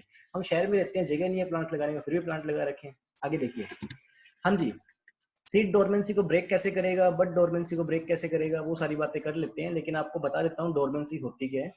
सारे हालात सही होने के बावजूद, ठीक है, सारा कुछ मिल रहा है आपको, उसके बाद में भी आप काम नहीं कर पा रहे, उस चीज को बोलते हैं डोरमेंसी, सुसुप्त काल। ठीक है, ओके, तो सीड और बर्ड की डोरमेंसी को ब्रेक करेगा, कैसे ब्रेक करेगा, जो अब एक यहाँ पे ट्रीटमेंट आ रहा है, स्ट्रेटिफिकेशन के बारे में बात करेंगे। पूरा डिटेल में बताने से पहले आपको बता देता हूँ कि सीड डोरमेंसी दो टाइप की होती है, एक एक्सटर्नल और एक इनेट। ठीक है, एक बाहर की और एक अंदर की। बाहर की सीड डोरमेंसी का कारण क्या हो गया, अब देखिए, कोई बीज है, वो बीज जर्मिनेट नहीं कर पा रहा, कोई बीज है वो बीज अंकुरित नहीं हो पा रहा, इसी चीज को मैंने बोल दिया सीड डोरमेंसी। अब इसके दो कारण हो सकते हैं जर्मिनेट क्यों नहीं हो पा रहा, एक तो हो सकता है एक्सटर्नल कारण और दूसरा हो सकता है इंटरनल कारक। ठीक है, एक्सटर्नल और इंटरनल के बारे में बात करेंगे तो एक्सटर्नल रीजन के बारे में बात करेंगे। जनरली एक्सटर्नल रीजन क्या होता है कि बाहर की जो सीड कोट है, बाहर की जो सीड कोट है, वो सीड कोट क्या है, बहुत ही सख्त है, बहुत ही हार्ड है। अब सीड कोट बहुत ज्यादा हार्ड है, तो हार्ड सीड कोट होने की वजह से पानी अंदर नहीं जा पाएगा। पानी अंदर नहीं जा पाएगा तो आप समझते हो जिब्रेलिक एसिड क्या नहीं हो पाएगा, एक्टिवेट नहीं हो पाएगा। जिब्रेलिक एसिड एक्टिवेट नहीं हो पाया तो वो क्या नहीं कर पाएगा, एमाइलेज को सीक्रेट नहीं कर पाएगा। एमाइलेज सीक्रेट नहीं हुआ तो क्या होगा, तो स्टार्च जो होगी वो स्टार्च ही बनी रहेगी, वो शुगर में कन्वर्ट ही नहीं होगी। शुगर में कन्वर्ट नहीं होगी तो क्या होगा, शुगर में कन्वर्ट नहीं होगी तो रेस्पिरेटरी सब्सट्रैक्ट नहीं मिलेगा। रेस्पिरेटरी सब्सट्रैक्ट नहीं मिला तो क्या नहीं होगा, तो एनर्जी नहीं मिलेगी। एनर्जी नहीं मिली तो क्या होगा, तो एम्ब्रियो धीरे धीरे ग्रोथ करता रहेगा। धीरे धीरे ग्रोथ करता रहेगा तो क्या होगा, तो वो कभी रेडिकल और प्लूमल बना नहीं पाएगा। रेडिकल और प्लूमल बना नहीं पाएगा तो क्या होगा, सीड जर्मिनेट नहीं कर पाएगा, ना जड़ें बनेगी ना शूट बनेगी, यानी कुल मिलाकर के मामला फैला है। बात समझ में आ गई ना, पानी का अंदर जाना कितना इंपॉर्टेंट है, ये एक चीज। सेकंड, ऑक्सीजन कितनी रिक्वायरमेंट है, ऑक्सीजन रिक्वायरमेंट क्यों है इस चीज के लिए, क्योंकि जब जिब्रेलिक एसिड ने अपना काम कर दिया, जिब्रेलिक एसिड ने अपना काम कर दिया, उसने ठीक है एमाइलेज जो एंजाइम था उसको सीक्रेट कर दिया, एमाइलेज एंजाइम ने स्टार्च को शुगर बना दिया, लेकिन अब शुगर को रेस्पिरेटरी सब्सट्रेक्ट अवेलेबल हो गया, लेकिन शुगर को ऑक्सीडाइज करने के लिए ऑक्सीजन ही प्रेजेंट नहीं है, तो कैसे रेस्पिरेशन होगा, रेस्पिरेशन नहीं होगा तो कैसे आगे चीजें होंगी, मामला फिर से गड़बड़ है ना। तो वही चीजें हैं। तो इसके लिए हमें चार चीजों की रिक्वायरमेंट होती है सीड को जर्मिनेट करने के लिए। वो चार चीजें क्या होगी आपकी, एक तो वाटर, एक टेम्परेचर, और उसके अलावा एक एयर, और उसके अलावा एक और क्या चीज की रिक्वायरमेंट रहती है, याद नहीं आ रहा यार अभी। ठीक है, एक जिंदा बीज, वाइबल सीड। ठीक है, इन चार चीजों की रिक्वायरमेंट हमें रहती है किसी भी सीड को जर्मिनेट करवाने के लिए। मिट्टी विट्टी जरूरी नहीं है, ध्यान रखना, आप पानी में भी जर्मिनेट करवा सकते हो। कुछ सीड ऐसे होते हैं जिन सीड को जर्मिनेट होने के लिए लाइट की रिक्वायरमेंट भी रहती है, ध्यान रखना, सारे बीज को रिक्वायरमेंट नहीं होती लाइट को, लेकिन कुछ सीड को जर्मिनेट होने के लिए लाइट की रिक्वायरमेंट भी रहती है। अब बात करते हैं आगे इनके बारे में, डोरमेंसी के बारे में। डोरमेंसी के बारे में बात करेंगे, एक्सटर्नल या इंटरनल। एक्सटर्नल सीड कोड बहुत ज्यादा हार्ड है, पानी के अंदर नहीं जा पा रहा है, मामला खत्म। इंटरनल के बारे में बात करेंगे, इंटरनल रीजन कई अलग अलग टाइप के हो सकते हैं। एक्सटर्नल जनरली एक ही टाइप का होता है, सीड कोड हार्ड है वो। इंटरनल रीजन कई अलग अलग टाइप के हो सकते हैं। एक इंटरनल रीजन के बारे में बात करूंगा, हो सकता है कि आपका जो एम्ब्रियो, वो एम्ब्रियो मैच्योर ही नहीं हुआ, एम्ब्रियो मैच्योर ही नहीं हुआ। एम्ब्रियो मैच्योर नहीं हुआ तो मामला सारा ही खराब है। एम्ब्रियो मैच्योर नहीं हुआ, वो किस तरीके से रेडिकल ट्यूमर बना देगा, दिक्कत हो जाएगी ना। उसके अलावा अगर बात करेंगे अपने क्या इंटरनल डोरमेंसी की, तो हो सकता है कि आपके जिब्रेलिक एसिड तो बहुत चाह रहा हो कि एमाइलेज एंजाइम बना दे, लेकिन जिब्रेलिक एसिड को रोक के रखने के लिए उसका बाप एब्सिसिक एसिड बैठा हो वहाँ पे। एब्सिसिक एसिड जिब्रेलिक एसिड को कहेगा चुपचाप बैठा रहे, कुछ नहीं करना, क्योंकि एब्सिसिक एसिड क्या है, एंटी जिब्रेलिक हार्मोन है। वो क्या करेगा, जिब्रेलिक एसिड के इफेक्ट को उल्टा डालता चला जाएगा, सीड डोरमेंसी इंड्यूस करेगा। इसलिए तो एब्सिसिक एसिड को डोरमेंट बोल देते हैं अपने। बात समझ में आ गई ना इतनी। तो कई अलग अलग कारण हो सकते हैं इंटरनल डोरमेंसी के, लेकिन एक्सटर्नल डोरमेंसी का जनरली कारण होता है क्या, आपके सीड कोट हार्ड है ये चीज। अब देखिए क्या हो गया, डोरमेंसी को हटाने के फिर दो मेजर तरीके हो जाते हैं, डोरमेंसी को ब्रेक करने के दो मेजर तरीके हो जाते हैं। एक हो गया आपका स्कैरिफिकेशन, एक हो गया स्कैरिफिकेशन, और दूसरा आपका क्या हो गया, स्ट्रेटिफिकेशन, दूसरा स्ट्रेटिफिकेशन। अगर मैं बात करूंगा स्कैरिफिकेशन के बारे में, तो स्कैरिफिकेशन क्या हो गया, साम दाम दंड भेद, चाणक्य के 4 नियम थे, साम दाम दंड भेद, कुछ भी करो, चाहे आपको कुछ भी करना पड़े, कैसे भी करके आपने हार्ड सीड कोट है उसको ठीक कर दो, बस मुझे कोई मतलब नहीं है, उसको ऐसा बना दो कि पानी अंदर चला जाए, बस मुझे कोई लेना देना नहीं है, चाहे ड्रिप लगा के अंदर भेज दो पानी को, मुझे नहीं मतलब, लेकिन पानी बीज के अंदर पहुंच जाना चाहिए, ऐसा काम कर दो। ओके, ऐसा काम कैसे कैसे कर सकते हैं, ऐसा काम कर सकते हैं कि मैंने गोबर में डाल दिया, बीज को गोबर में डाल दिया, गोबर में डाल दिया, पड़ा रहा 10 दिन 20 दिन महीने, तो क्या हो जाएगा, गल जाएगी, उसके ऊपर की जो स्किन होगी, हार्ड कोट क्या थी वो गल जाएगी, थोड़ी सी आपके परमेबल बन जाएगी। वो नहीं करना, मुझे इंस्टेंट काम करना है, एसिड में डाल दूंगा, ठीक है, सल्फ्यूरिक एसिड में डाल दिया, अब सल्फ्यूरिक एसिड तो मेरा हाथ जला दे, वो तो हार्ड सीड कोट है, ठीक है, तो अब हार्ड सीड कोट क्या होगी, थोड़ी सी वो लूज होगी, लूज होगी, अब उसके अंदर पानी जा सकता है। उसके अलावा क्या कर सकता हूँ, उसके अलावा ऐसे ड्रम में डाल देता हूँ कि ड्रम में डाल करके ना उसके अंदर छेद कर देंगे, थोड़े थोड़े छेद कैसे कर देंगे, ड्रम में डाल करके रोलर ऑन कर दिया, घूम रहे हैं वो आपस में घूम रहे हैं, तो एक दूसरे से क्या हो रहे हैं, रगड़क खा रहे हैं, रगड़क खाने की वजह से क्या हो रहा है, उनके अंदर दरारें उत्पन्न हो रही है, और अब उनके अंदर क्या हो सकता है, पानी प्रवेश कर सकता है, पानी अंदर प्रवेश कर लेगा, बाकी मसला पानी और ऑक्सीजन संभाल लेंगे।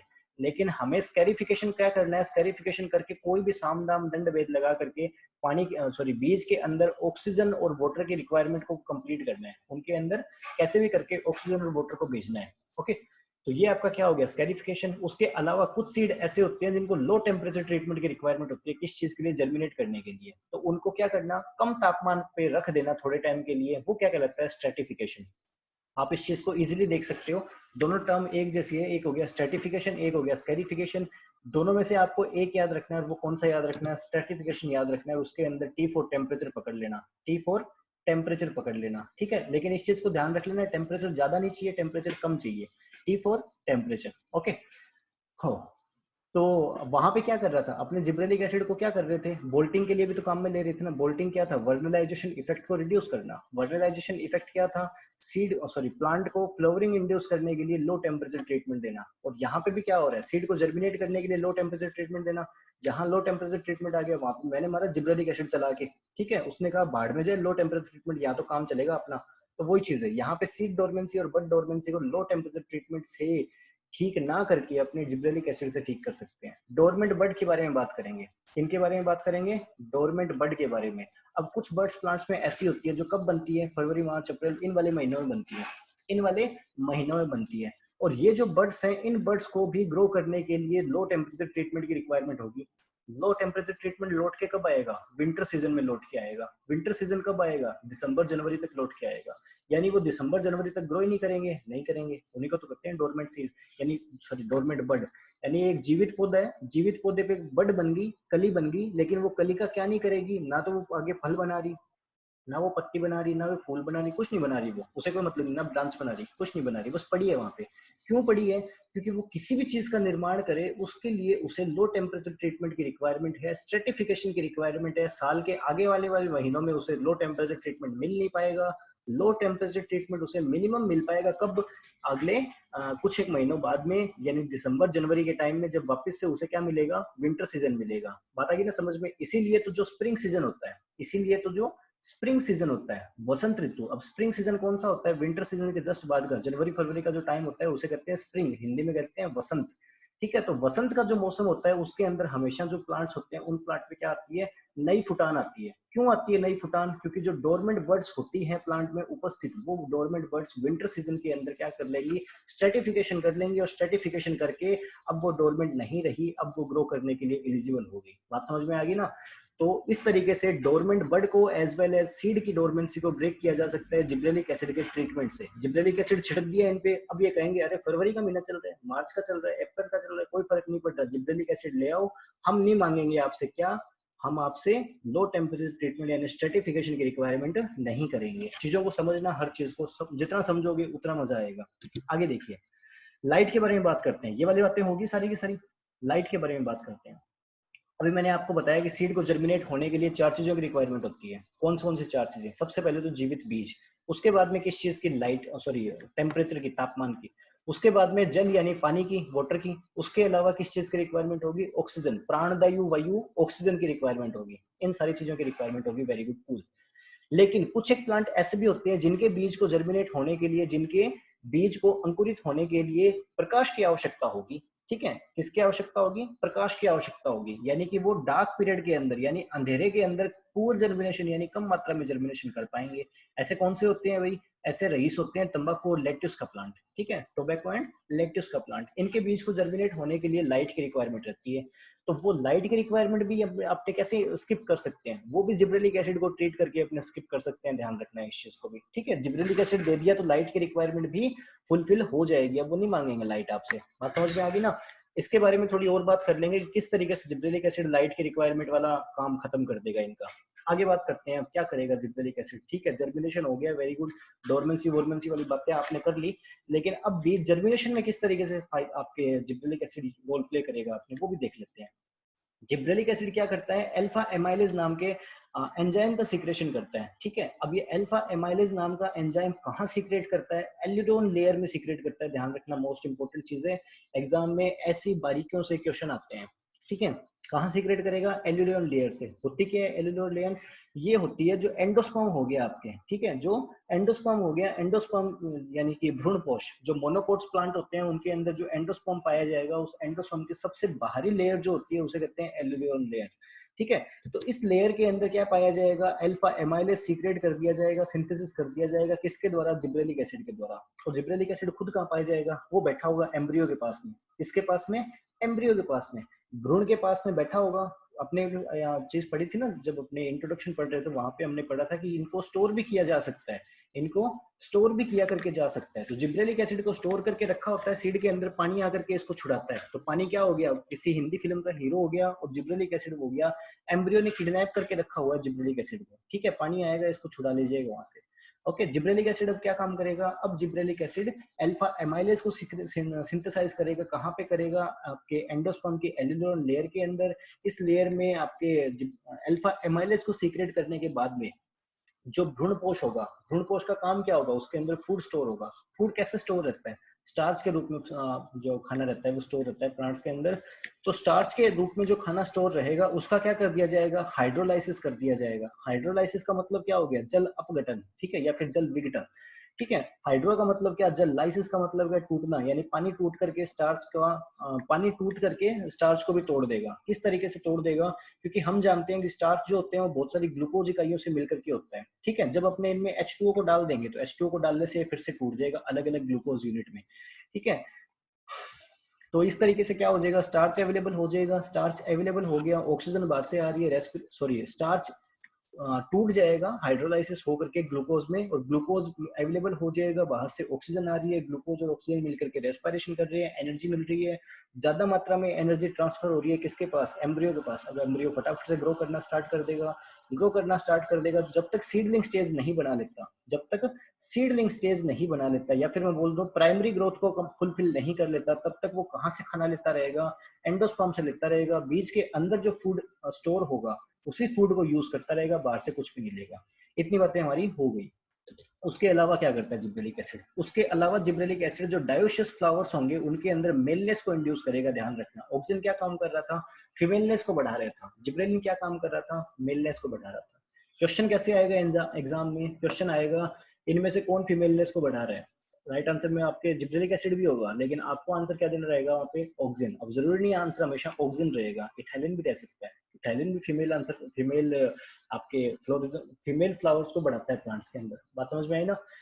डिफरेंस करना है इसलिए चीजों के अंदर कि सेम फंक्शन ऑक्सीजन का है, सेम फंक्शन जिब्रेलिक एसिड का है, क्या कोई फर्क है इनमें। अगर फर्क होगा तो वहां से क्वेश्चन पूछने के चांसेस बढ़ जाएंगे, ध्यान रखना। ठीक है, फर्क क्या है आपके सामने, ये मेल फ्लावर को बढ़ाएगा, वो फीमेल फ्लावर को बढ़ाएगा। ठीक है, आगे देखिए। इसी तरीके से इसी ऑर्डर में एक और चीज को डिस्कस करते हैं, पार्थेनोकार्पिक फ्रूट को। ऑक्सीजन में क्या हम ये चीज पढ़ चुके हैं, पार्थेनोकार्पिक फ्रूट, डेफिनेटली ऑक्सीजन में भी हम ये चीज पढ़ चुके हैं। होता क्या है पार्थेनोकार्पी, ये होता है कि जी बिना निषेचन के, बिना फर्टिलाइजेशन के, बिना मेल और फीमेल गैमेट के फ्यूजन के किस चीज का निर्माण होना, बिना जाइगोट बने किस चीज का निर्माण हो जाना, फ्रूट्स का निर्माण हो जाना। अगर ये सारी चीजें हुई नहीं तो क्या बीज बनेगा, नहीं बनेगा जी। तो क्या होगा, सीडलेस फ्रूट आपके प्रोड्यूस होगा। इसलिए पार्थेनोकार्पी से कौन से फ्रूट प्रोड्यूस होते हैं, सीडलेस। इतनी बातें हम समझ गए। ओके, लेकिन अब फिर से वही पंगा हो गया, पेपर में आ जाए कि ऑक्सिन क्या करेगा, जिब्रेलिक एसिड क्या करेगा। मतलब क्वेश्चन इस तरीके से पूछ ले कि पार्थेनोकार्पी कौन शो करेगा, ऑक्सिन करेगा जिब्रेलिक एसिड करेगा। ऑप्शन में बोथ ए एंड बी का ऑप्शन ना हो, नन ऑफ अबव का ऑप्शन ना हो, फिर कहाँ जाए, कौन सी ट्रेन पकड़े। तो उस टाइम आप ध्यान रख लेना कि अगर क्वेश्चन में पूछ रखा हो किसी पॉम या स्टोन फ्रूट के बारे में, पॉम फ्रूट कौन से होते हैं, जैसे आपका एप्पल हो गया, पियर हो गया, ये सारे के सारे पॉम फ्रूट रहते हैं आपके। स्टोन फ्रूट कौन से रहते हैं, गुठली वाले, जैसे आम हो गया। इस टाइप का कोई भी फ्रूट होगा तो उन फ्रूट्स के अंदर ऑक्सिन पार्थेनोकार्पिक इंड्यूस ना करके जिब्रेलिक एसिड पार्थेनोकार्पिक इंड्यूस करेगा। यहाँ पे आपको सारे के सारे एग्जाम्पल रट्टा मारने की जरूरत नहीं है। आप हॉर्टिकल्चर पढ़ते हो तो आप हॉर्टिकल्चर में इन सारे टाइप के फ्रूट्स को पढ़ते हो। जैसे आप इसके सिट्रस की बात करोगे तो वो कैसा फ्रूट रहता है, हेस्पेरिडियम, ठीक है। उसके अलावा आपके ये अनार कैसा रहता है, ब्लास्टुला, ठीक है। और आपके बेर कैसा रहता है, तो वो ये आपके बेर तो स्टोन ही होता है ना। उसके अलावा गुआवा कैसा रहता है, बेरी फ्रूट रहता है, ठीक है। पपीता कैसा रहता है, वो भी आपका कैसा फ्रूट रहता है, बेरी फ्रूट रहता है। पाइनएप्पल कैसा रहता है, एग्रीगेट फ्रूट रहता है। तो इन सारी चीजों को आप पढ़ते हो कहाँ पे, वहां पे हॉर्टिकल्चर में।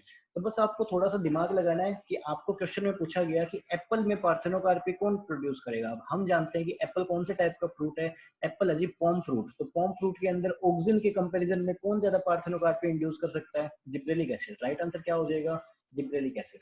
होपफुली इतनी बातें आपको समझ में आ गई। आगे देखिए, ठीक है। आगे बात करेंगे तो क्या बोला गया, सेंसेशन को डिले कर सकता है। सेंसेशन का मतलब ही क्या हो गया, जीर्णता, बुढ़ापा। किस तरीके से डिले कर देगा, ग्रोथ करता रहेगा ना, ग्रोथ को प्रमोट करता रहेगा, मरने नहीं देगा उसको। उसको कहेगा कोई दिक्कत वाली बात नहीं, तू हो गया बुढ़ा तो क्या फर्क हो रहा है, तू एक लीफ है, तू एक ब्रांच है पौधे पे, तू 20 साल से लगी हुई है, क्या फर्क पड़ रहा है, मैं जिंदा रखूंगा ना तुझे, ठीक है। तो वो क्या कहेगा, ये ग्रोथ प्रमोटर और ग्रोथ इनहिबिटर को समझ लेना। अपने दिमाग में पॉजिटिव और नेगेटिव इमेज मत बना लेना इनके लिए, कि ग्रोथ इनहिबिटर है वो तो प्लांट के लिए अच्छे, सॉरी ग्रोथ प्रमोटर है वो प्लांट के लिए अच्छे होते हैं, ग्रोथ इनहिबिटर वो प्लांट के लिए बुरे होते हैं। मनुष्यों, आप लोग क्या चाहोगे, आप कभी भी ये नहीं चाहोगे कि एक आम का पेड़ है वो आम का पेड़ बहुत बड़ा विशाल वृक्ष बने। आप हमेशा ये चाहोगे कि पहले पौधा बोले जो छोटा सा हो, लेकिन उससे क्या मिले, हमें फल बहुत सारे मिले। आप हमेशा फल के इच्छुक रहते हो, और फल आपको देने का काम करता है इथाइलिन, ऑक्सिन और जिब्रेलिक एसिड। तो कभी फल बनने नहीं देगा, कभी मतलब फल बन गया तो उसको पकने नहीं देगा, उसको हमेशा ये कहेगा नहीं तू कच्ची कैरी बनी रहे, तू आम मत बन। समझ गए ना, वो ग्रोथ को प्रमोट करते रहेंगे हमेशा, वो ग्रोथ को बढ़ाते रहेंगे, वो कभी उसको खत्म नहीं होने देंगे। ध्यान रखना इस चीज को, ग्रीन ड्रेस को बढ़ाए रखते हैं हमेशा ये। समझो इन चीजों को, ग्रोथ प्रमोटर भी जरूरी है और ग्रोथ इनहिबिटर भी उतने ही जरूरी है हमारे लिए, ठीक है। आगे देखिए, उसके अलावा क्या काम कर देगा, ये फ्रूट साइज को इंक्रीज कर देगा, किसके अंदर, ग्रेप्स के अंदर। ये बहुत इंपॉर्टेंट क्वेश्चन है। ग्रेप की एक वैरायटी होती है, सीडलेस ग्रेप की वैरायटी होती है, कौन सी, थॉमसन सीडलेस, ठीक है। तो ये क्वेश्चन एग्जाम में आता है, ट्रेडिशनल क्वेश्चन बन चुका है कि थॉमसन सीडलेस वैरायटी है ग्रेप की, उसका सीड साइज, सॉरी उसका ग्रेप साइज बहुत बड़ा रहता है, फ्रूट साइज बड़ा रहता है। बड़ा किसके कारण रहता है, बड़ा जी हम उस पर जिब्रेलिक एसिड की स्प्रे कर देते हैं, इसके कारण रहता है, ठीक है। आगे देखिए, अब बात करते हैं किसके बारे में, ये हो गए आपके सारे के सारे रोल्स कंप्लीट हो गए किस चीज के, जिब्रेलिक एसिड के। अब बात करते हैं ड्वार्फिज्म और बोल्टिंग के बारे में, ठीक है। जब मैं ड्वार्फिज्म की बात करूंगा तो ये सेम ही प्लांट है आपके सामने, मटर का पौधा है आपके सामने, ये पी प्लांट है। मटर का पौधा ये वो है जिसपे क्या नहीं किया गया, जिब्रेलिक एसिड का स्प्रे नहीं किया गया, और ये वो वाला है जिसके ऊपर जिब्रेलिक एसिड का स्प्रे कर दिया गया। तो क्या करता है जिब्रेलिक एसिड, जिब्रेलिक ये जेनेटिकली ड्वार्फ प्लांट है, ध्यान रखना, आनुवंशिक रूप से बोना पौधा है। ये मेंडल ने किया था ना, लंबे पौधे बोने पौधे, ये बोना पौधा है, ठीक है। अब बोना पौधा है तो बोना पौधे के पास तो वो है ही नहीं जीन, जो जीन क्या करेगा, जिब्रेलिक एसिड का सिंथेसिस करता रहेगा, जिब्रेलिक एसिड का संश्लेषण करता रहेगा, वो वाला जीन इसके पास अवेलेबल ही नहीं है। तो ये क्या करेगा, ये जिब्रेलिक एसिड नहीं बनाएगा। जिब्रेलिक एसिड नहीं बनाएगा तो एक नोड से दूसरे नोड के बीच की जो दूरी है, वो दूरी भी आपकी क्या रहेगी, कम रहेगी। इसमें दूरी कम रहेगी तो पौधा छोटा सा रह गया। इसको मैं बोल सकता हूँ, देखिए पत्तियां एक दूसरे के पास पास ही आ रही है, तो इस कंडीशन को मैं बोल सकता हूँ रोजेट, ठीक है। रोजेट क्या हो गया, cluster of leaves is known as rosette. आगे देखिए, यहाँ पे बात करेंगे अपने, तो इस कंडीशन में क्या हो गया, सेम ही प्लांट था, यानी सेम तो नहीं था मतलब, लेकिन इसी का छोटा भाई था या बड़ा भाई था या इसी का सिबलिंग था, उसको मैंने क्या कर दिया, जिब्रेलिक एसिड की स्प्रे कर दी। जिब्रेलिक एसिड की स्प्रे कर दी, उसने कहा अनुवांशिक जीन को कि भैया आप मेरे को बड़ा नहीं होने दे। अगर बात करते हैं अपने, तो ये स्मॉल टी होता है प्लांट के अंदर, मटर के प्लांट में, जो क्या नहीं होने देता, सिंबल से अपने स्मॉल टी शो करते हैं ना इसे। तो स्मॉल टी इसके अंदर जीन पाया जा रहा है, जो जीन कहेगा I am sorry, I can not promote your height, ठीक है। तू कितना मर्जी कॉम्प्लेन पी ले, लेकिन तेरी हाइट नहीं बढ़ सकती। वो कहेगा ठीक है भाई साहब, मैं कॉम्प्लेन के बजाय जिब्रेलिक एसिड पी लेता हूँ, ठीक है, क्योंकि जिब्रेलिक एसिड पीने से हो सकता है मेरी हाइट बढ़ जाए। तो इसने जिब्रेलिक एसिड की जैसे स्प्रे करी, अब वो स्मॉल टी था, उसने कहा सॉरी मेरे से तुझे कुछ नहीं मिलेगा, उसने कहा आपसे नहीं मिलेगा, बाहर से ले लूंगा। ठीक है, अगर आपसे मुझे जिब्रेलिक एसिड नहीं मिल पा रहा, मैं बाहर से ले लूंगा, काम तो जिब्रेलिक एसिड करेगा, आप तो कुछ नहीं करोगे। इसने कहा नहीं ये तो आपकी बात सही है, मैं तो खुद नहीं करता, लेकिन आप बाहर से ले लो वो सेम चीज, बस बात खत्म। तो यहाँ प्लांट के अंदर जिब्रेलिक एसिड सिंथेसाइज नहीं हो रहा, लेकिन जैसे ही हमने बाहर से सीक्रेट किया तो जेनेटिकली ड्वार्फ प्लांट को भी उसने क्या कर दिया, लंबा पौधा बना दिया, टॉल प्लांट बना दिया। ओके, बहुत इंपॉर्टेंट कैरेक्टर है जिब्रेलिक एसिड का, ध्यान रखना।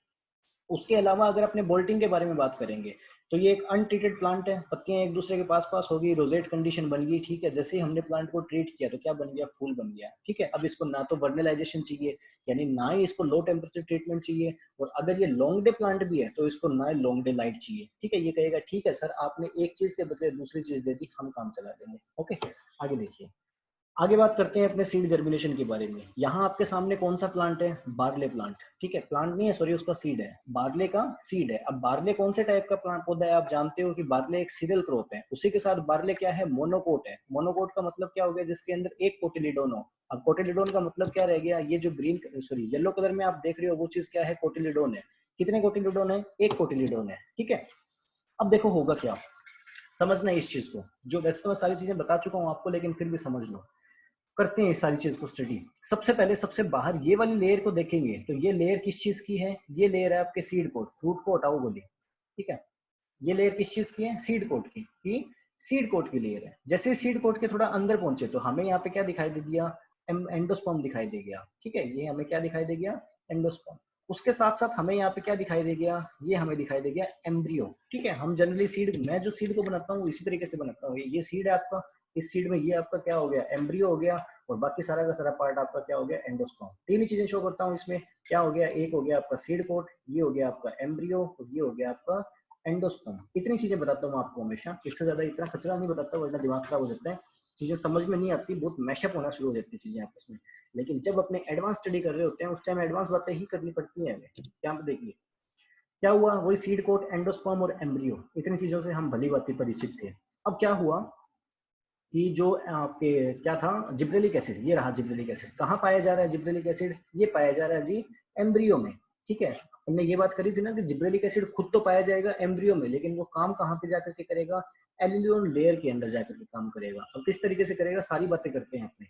तो क्या था, ये एक सीड था, सीड के अंदर एम्ब्रियो प्लांट में, एम्ब्रियो पार्ट में जिब्रेलिक एसिड स्टोर करके रखा हुआ था। बाहर से क्या हुआ, पानी आया, रेडिकल वेडिकल को भूल जाओ एक बार, बाहर से पानी आया।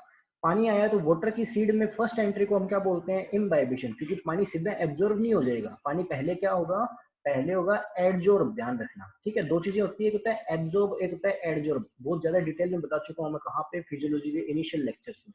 उसके अलावा सोयल साइंस में बता चुका हूँ, यूट्यूब पे नहीं है लेकिन सोयल साइंस के लेक्चर्स। एक हो गया एडजॉर्ब, दूसरा हो गया एब्जॉर्ब।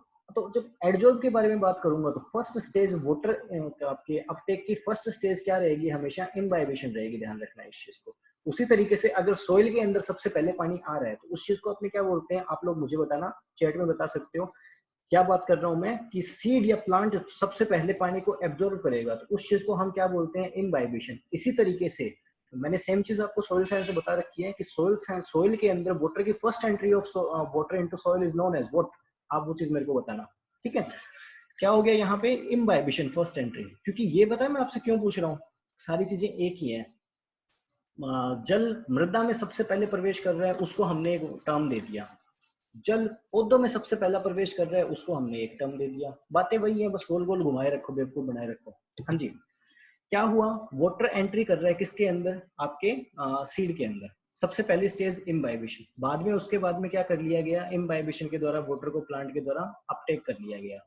अपटेक करके पानी कहाँ पहुंचा, जिब्रेलिक एसिड के पास में पहुंचा। जिब्रेलिक एसिड क्या हो गया, एक्टिवेट हो गया फिर से, जो स्टोर करके रखा हुआ था, बाउंड था ये जिब्रेलिक एसिड, ध्यान रखना ये क्या था, बाउंड था।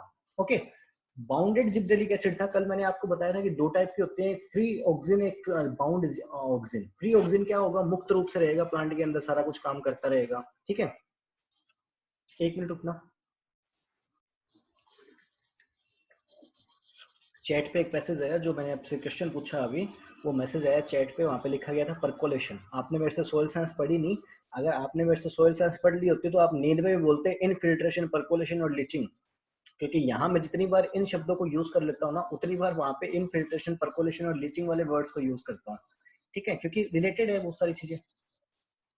तो वो क्या हो जाएगा, first entry of soil is known as, ठीक है, downward entry of water into soil is known as infiltration, but downward movement of water into soil is known as percolation, and when it carries nutrient along with water, this will termed as leaching. चीजें different है, ध्यान रखना। फिलहाल अपने topic पे आते हैं, वहां पे मैं नहीं जाना चाह रहा था, लेकिन चलो कोई नहीं। हाँ जी, क्या हो गया, एम्ब्रियो। एम्ब्रियो में क्या हो गया, वाटर जब एंट्री करेगा पानी के अंदर तो जिब्रेलिक एसिड पहुंच गया। अब मैंने आपको कल बताया कि दो टाइप के होते हैं, एक हो गया फ्री, एक हो गया बाउंड। फ्री का मतलब क्या, मुक्त रूप से पड़ा है, कोई प्रॉब्लम ही नहीं है, कोई रोकने वाले नहीं है। बाउंड पर रोकने वाला है कोई। अब रोकने वाला कौन हो सकता है, रोकने वाले दो टाइप के हो सकते हैं, या तो हो गया कोई एंजाइम, या फिर कौन हो गया इनहिबिटर। ये दोनों में से कोई हो सकता है जो क्या कर रहा हो, उसको काम करने से रोक रहा हो। तो उसी तरीके से जिब्रेलिक एसिड यहाँ पे जो प्रेजेंट है, वो जिब्रेलिक एसिड क्या है, बाउंडेड है।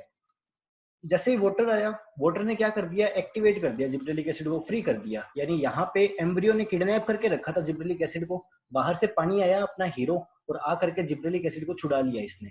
बाद में क्या हुआ, अब ये जिब्रेलिक एसिड मैदान में उतर गया। इसने कहा कि बहुत दिन हो गए, अब अपने मैदान में उतरते हैं। मैदान में उतर के इसने क्या कर दिया, डीएनए के साथ पंगे लिए। डीएनए ने क्या बनाया, आरएनए बनाया। डीएनए से आरएनए बनने को हम क्या कहते हैं, ट्रांसक्रिप्शन कहते हैं। हिंदी में क्या कहते हैं, अनुलेखन कहते हैं। आरएनए ने बाद में क्या बनाया, अब आरएनए क्या बनाएगा, एमिनो एसिड बनाएगा। एमिनो एसिड्स मिलकर के किसका निर्माण करेंगे, प्रोटीन का। लेकिन हम इसे क्या करेंगे, अरे भाई रुक जा, प्रोटीन मत बना, एमिनो एसिड बना दे। कौन सा एमिनो एसिड बनाएगा, ये अल्फा एमाइलेज, ठीक है। क्या बनाएगा, अल्फा एमाइलेज, सॉरी गलत बोल दिया मैंने। एमिनो एसिड्स बनाएगा कई सारे आरएनए, और उन कई सारे एमिनो एसिड से बनेगा प्रोटीन, और प्रोटीन नेचर के ही होते हैं एंजाइम, ठीक है। एंजाइम कौन से नेचर के होते हैं, प्रोटीन नेचर के। तो ये बना लेगा अल्फा एमाइलेज एंजाइम। लेकिन इसने बनाया कौन सी जगह पे, इसने बनाया ये बाहर वाली जो लेयर थी उस लेयर में, जिसको हम क्या कहते हैं, एलेरियन लेयर कहते हैं, ओके। तो इस लेयर के अंदर इसने क्या बना दिया, अल्फा एमाइलेज बना दिया। अब ये अल्फा एमाइलेज क्या काम करेगा, ये जाएगा उसके पास एंडोस्पर्म में जो स्टार्च स्टोर करके रखी होगी उसके पास, और स्टार्च को बोलेगा कि भाई साहब आ गया तेरा काल, ठीक है। क्योंकि जो स्टार्च का विघटन करता है, स्टार्च को तोड़ता है, वो कौन तोड़ता है, एमाइलेज एंजाइम ही तोड़ता है। तो अब स्टार्च का क्या कर देगा, वो हाइड्रोलाइसिस कर देगा। हाइड्रोलाइसिस के लिए जो पानी चाहिए, वो पानी कहाँ से आएगा, बाहर से आ रहा है ना, यहाँ से पानी आ तो रहा है। तो वो पानी मिल जाएगा इसे। स्टार्च टूट जाएगा किसके अंदर, शुगर में। और शुगर का बाद में क्या हो जाएगा, यहाँ से शुगर एम्ब्रियो के पास जाएगी, और वहां पे वो बोलेगा कि बाहर से ले लेते हैं अपने ऑक्सीजन, बाहर से ऑक्सीजन ले लेते हैं, और ऑक्सीजन लेकर के क्या कर देते हैं, रेस्पिरेशन कर देते हैं फटाफट से। रेस्पिरेशन करेंगे तो एम्ब्रियो जो आपका होगा, वो एम्ब्रियो क्या करना स्टार्ट कर देगा, फटाफट से आपके वो मूवमेंट करना स्टार्ट कर देगा, वृद्धि करना स्टार्ट कर देगा।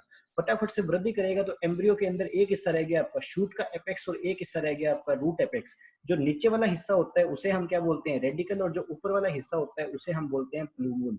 रेडिकल और प्लूमूल आपके बनेंगे, और बन करके जर्मिनेट होकर के सीड से बाहर आएंगे। पहले रेडिकल आएगा, रेडिकल के पीछे पीछे कौन आएगा, प्लूमूल आएगा। प्लूमूल शूट बनाएगा, रेडिकल रूट बनाएगा। ये जब रूट और शूट बना लेंगे, प्राइमरी ग्रोथ को कंप्लीट कर लेंगे, इस टाइम अपने स्टेज बोल देंगे कि ये स्टेज होगी भाई साहब आपकी सीडलिंग स्टेज। यानी सीडलिंग स्टेज तक आपने बाहर से कुछ नहीं लिया, आपके अंदर जो था आपने उसी का यूटिलाइजेशन करके काम सुचारू रूप से चालू रखा, ठीक है। तो ये सारी की सारी आपकी बातें यहाँ तक कंप्लीट हो गई। अब अगर किसी सीड में कोई प्रॉब्लम हो, जिब्रेलिक एसिड को रोक के रख रखा हो किसी ने, मान लो अंदर कोई और केमिकल वेमिकल बैठा हो, वो जिब्रेलिक एसिड को काम नहीं करने दे रहा हो, हम बाहर से दे देंगे। क्लियर ना, जैसे जेनेटिकल ड्वार्फ प्लांट के अंदर जिब्रेलिक एसिड प्लांट के अंदर नहीं बन पा रहा था, हमने क्या किया, बाहर से दे दिया। उसी तरीके से जिब्रेलिक एसिड से ट्रीट करने से क्या हो जाएगा, ये सारी की सारी प्रोसेस फास्ट हो जाएगी, और अपना सीड जर्मिनेट करना इजी हो जाएगा। अब ये तो हमने बात कर ली मोनोकोट प्लांट के बारे में। अब डाइकोट के बारे में बात कर लेते हैं। डाइकोट प्लांट कौन से होते हैं, जिनके अंदर दो कोटिलेडोन पाए जाते हैं। एक कोटिलेडोन आपका ये रह गया, एक कोटिलेडोन आपका ये रह गया, ठीक है। जिनके अंदर दो कोटिलेडोन पाए जाएंगे, ठीक है, हमें बात समझ में आ गई, ओके। अब बात करते हैं, लेकिन यहाँ पे जो डाइकोट प्लांट की बात करेंगे वो प्लांट होगा लेट्यूस का, ध्यान रखना। अब लेट्यूस का प्लांट यहाँ पे क्यों लिया मैंने एग्जांपल के लिए, क्योंकि जो दूसरा प्लांट होगा उसमें तो सेम वही सीन रहेगा, कोई दिक्कत नहीं है, लेकिन इसके अंदर प्रॉब्लम रहेगी। क्योंकि लेट्यूस और टोबैको के अंदर किस चीज की रिक्वायरमेंट होती है, लाइट की रिक्वायरमेंट होती है। लाइट की रिक्वायरमेंट होती है किस चीज को करने के लिए, सीड को जर्मिनेट करने के लिए। अब लाइट किस तरीके से सीड को प्रभावित करेगी, लाइट फोटो एक्टिवेशन से करेगी। जब प्लांट को लाइट मिलेगी, ठीक है, और लाइट भी ध्यान रखना, ये चीज फिर से सुन लेना, प्लांट को लाइट चाहिए यहाँ पे रेड कलर की, ध्यान रखना। अगर उसे मिल गई फार रेड कलर की लाइट, फार रेड का मतलब क्या हो गया, 730 नैनोमीटर, यानी कि और भी लाल, थोड़ी सी और ज्यादा लाल, ठीक है। आप वो देख लेना इलेक्ट्रोमैग्नेटिक कर्व जो आपका था ना, चार्ट था, इलेक्ट्रोमैग्नेटिक चार्ट था, उस चार्ट को देख लेना, वहां पे आपको समझ में आ जाएगा what is red and what is far red. ठीक है, रेड आपकी होगी 680 नैनोमीटर पे और फार रेड आपकी होगी 700 नैनोमीटर पे। आप उसको देख लेना एक बार, आपको समझ में आ जाएगा। तो यहाँ पे क्या हो गया, फोटो एक्टिवेशन के टाइम पे इसको प्लांट को लाइट चाहिए, कौन से कलर की, रेड कलर की लाइट चाहिए।